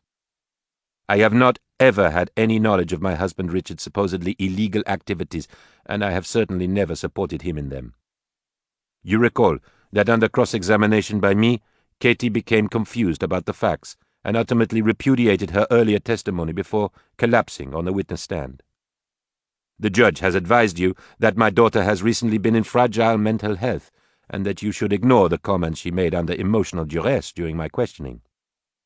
I beseech you to remember every word that Katie said, not only when the prosecutor was asking her questions, but also during the time that I was trying to obtain the specific dates and places for the seditious actions that she has ascribed to me. Nicole approached the jurors one final time, carefully making eye contact with each of them. Ultimately, you must judge where the truth lies in this case. I face you now with a heavy heart, disbelieving even as I stand here the events that have led to my being accused of these serious crimes. I have served both the colony and the human species well. I am not guilty of any of the charges against me. Whatever power or intelligence exists in this amazing universe will recognize that fact, regardless of the outcome of this trial. The outside light was fading quickly. A contemplative Nicole leaned against the wall in her cell, wondering if this would be the last night of her life. She shuddered involuntarily. Since the verdict had been announced, Nicole had gone to sleep each night, expecting to die the next day. The Garcia brought her dinner soon after it was dark. The food had been much better the last few days. As she slowly ate her grilled fish, Nicole reflected on the 5 years since she and her family had met that first scouting party from the Pinta. What went wrong here? Nicole asked herself. What were our fundamental mistakes? She could hear Richard's voice in her head. Always cynical and distrustful of human behavior, he had suggested at the end of the first year that New Eden was too good for humanity. "We'll eventually ruin it, as we have the Earth," he had said. "Our genetic baggage, the whole bit, territorialism and aggression and reptilian behavior, is too strong for education and enlightenment to overcome. Look at O'Toole's heroes, both of them, Jesus and that young Italian, St. Michael of Siena. They were destroyed because they suggested that humans should try to be more than clever chimpanzees. But here, in New Eden, Nicole thought, there was so much opportunity for a better world. The basics of life were provided. We were surrounded by unambiguous evidence that there was intelligence in the universe far beyond ours. That should have produced an environment in which... She finished her fish and pulled the small chocolate pudding over in front of her. Nicole smiled to herself, remembering how much Richard had loved chocolate. I have missed him very much, she thought, especially his conversation and his insight. Nicole was startled to hear footsteps coming toward her cell. A deep chill of fear coursed through her body. Her visitors were two young men, each of them carrying lanterns. They were wearing the uniforms of Nakamura's special police. The men came into the cell in a very businesslike manner. They did not introduce themselves. The older one, probably in his mid-30s, quickly pulled out a document and began to read. Nicole Desjardins Wakefield, he said. You have been convicted of the crime of sedition, and you will be executed at 0800 tomorrow morning. Your breakfast will be served at 6:30, 10 minutes after first light, and we will come to take you to the execution chamber at 7:30. You will be strapped into the electric chair at 0758, and current will be applied exactly 2 minutes later. Do you have any questions? Nicole's heart was beating so rapidly she could hardly breathe. She struggled to calm herself. Do you have any questions? The policeman repeated. What is your name, young man? Nicole asked, her voice breaking. Franz, the man answered after a puzzled hesitation. Franz what? Nicole said. Franz Bauer, he replied. Well, Franz Bauer, Nicole said, trying to force a smile. Can you please tell me how long it will take me to die? After you apply the current, of course. I don't really know, he said, somewhat flustered. You'll lose consciousness almost instantly, in just a couple of seconds. But I don't know how long... Thank you, Nicole said, starting to feel faint. Could you go now, please? I would like to be alone. The two men opened the door to the cell. Oh, by the way, Nicole added, could you possibly leave the lantern? And maybe a pen and paper? Or even an electronic notebook? Franz Bauer shook his head. I'm sorry, he said. We cannot. Nicole waved him away and crossed to the far side of her cell. 2 letters, she said to herself, breathing slowly to gather strength. I only wanted to write 2 letters. 1 to Katie and 1 to Richard. I've made my final peace with everyone else. After the policeman had departed, Nicole recalled the long hours that she had spent in the pit in Rama 2 many years before, when she had expected to die from starvation. She had passed what she had then thought were her last days, reliving the happy moments of her life. That's not necessary now, she thought. There is no event from my past that has not been thoroughly scrutinized already. That's the benefit of 2 years in prison. Nicole was surprised to discover that she was angry about not being able to write the final 2 letters. I'll bring the subject up again in the morning. They'll let me write the letters if I make enough noise. Despite herself, Nicole smiled. Do not go gently, she quoted out loud. Suddenly, she felt her pulse rate increase again. In her mind's eye, Nicole saw an electric chair in a dark room. She was sitting in it. A strange helmet was wrapped around her head. The helmet began to glow, and Nicole saw herself slump forward. Dear God, she thought, wherever and whatever you are, please give me some courage now. I am very frightened. Nicole sat down on her bed in the darkness of her room. In a few minutes she felt better, almost calm. She found herself wondering what the instant of death would be like. Is it just like going to sleep, and then there's nothing? Or does something special happen at that very last moment? Something that no living person can ever know? There was a voice calling her from far away. Nicole stirred, but did not wake up completely. Mrs. Wakefield, the voice called again. Nicole sat up quickly in her bed, thinking it was morning. She felt a surge of fear as her mind told her that she had only 2 more hours to live. Mrs. Wakefield, the voice said, over here, outside your cell. It's Amadou Diaba. Nicole rubbed her eyes and strained to see the figure in the dark by the door. Who? She said, slowly walking across the room. Amadou Diaba. 2 years ago, you helped Dr. Turner do my heart transplant. What are you doing here, Amadou? And how did you get inside? I came to bring you something. I bribed everybody necessary. I had to see you. Even though the man was only 5 meters away from her, Nicole could see only his vague outline in the darkness. Her tired eyes were playing tricks on her as well. Once, when she tried especially hard to focus, she momentarily thought her visitor was her great-grandfather Omer. A sharp chill raced through her body. "All right, Amadou," Nicole said at length. "What is it that you have brought me?" "I must explain it first," he said. "And even then, it may not make any sense. I don't understand it fully myself. I just know that I had to bring it to you tonight." He paused a moment. When Nicole did not say anything, Amadou told his story very rapidly. "The day after I was selected for Lowell Colony, while I was still in Lagos, I received a strange message from my Senufo grandmother, telling me that it was very urgent that I come to see her. I went at my first opportunity, which was 2 weeks later, after I had received still another message from my grandmother insisting that my visit was a matter of life and death. When I arrived at her village in the Ivory Coast, it was the middle of the night. My grandmother awakened and dressed immediately. Accompanied by our village medicine man, we took a long trek across the savannah that very night. I was exhausted by the time we reached our destination, a little village named Nidugu." "Nidugu?" Nicole interrupted. "That's right," Amadou replied. "Anyway, there was a strange, wizened man there, who must have been some kind of super shaman. My grandmother and our medicine man stayed in Nidugu while this man and I made the strenuous climb up a nearby barren mountain to the side of a small lake. We arrived just before sunrise. 'Look,' the old man said, when the first rays of the sun hit the lake. 'Look into the lake of wisdom. What do you see?' I told him I saw 30 or 40 melon-like objects resting on the bottom of one side of the lake. 'Good,' he said with a smile. 'You are indeed the one.' 'I am the one what?' I asked. He never answered. We walked around the lake, nearer to where the melons had been submerged. We couldn't see them any longer as the sun rose higher in the sky.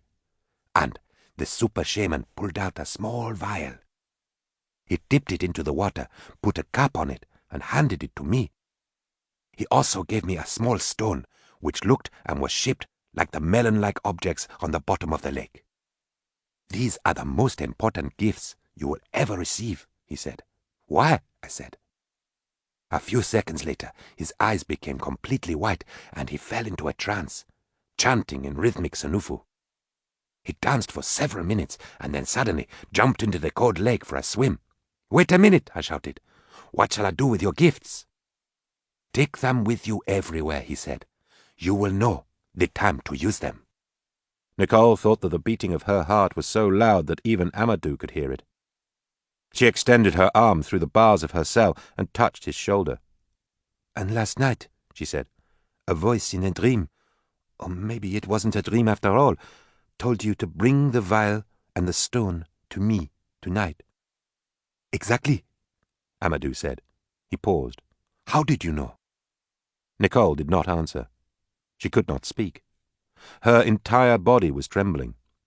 Moments later, when Nicole felt the 2 objects in her hand, her knees were so weak that she thought she was going to fall. She thanked Amadou twice and urged him to leave before he was discovered. She walked slowly across the cell to her bed. Can it be? And how can it be? All this somehow known from the beginning?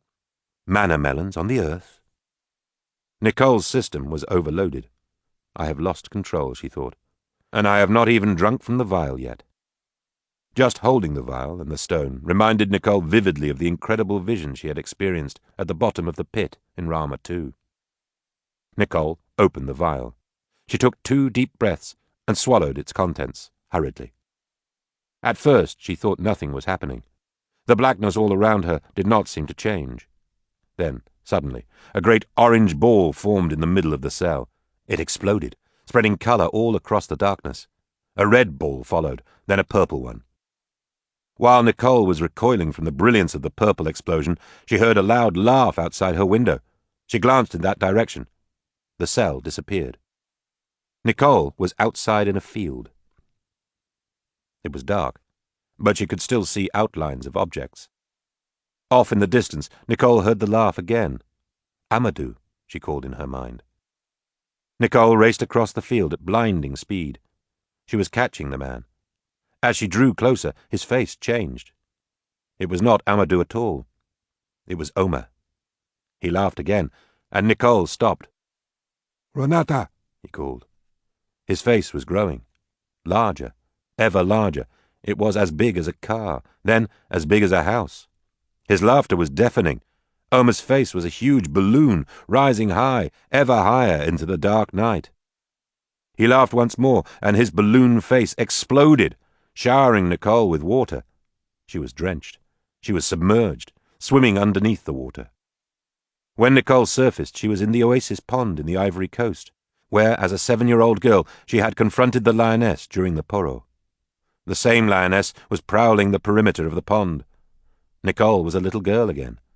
She was very frightened. I want my mother, Nicole thought. Lay thee down now and rest. May thy slumber be blessed, she sang. Nicole started to walk out of the water. The lioness did not bother her. Nicole glanced at the animal once more, and the face of the lioness had changed into the face of her mother. Nicole ran over to embrace her mother. Instead, Nicole became the lioness herself, prowling on the shore of the oasis pond in the middle of the African savannah. There were now 6 swimmers altogether in the pond, all children. As Lioness Nicole continued to sing the Brahms lullaby, one by one the children emerged from the water.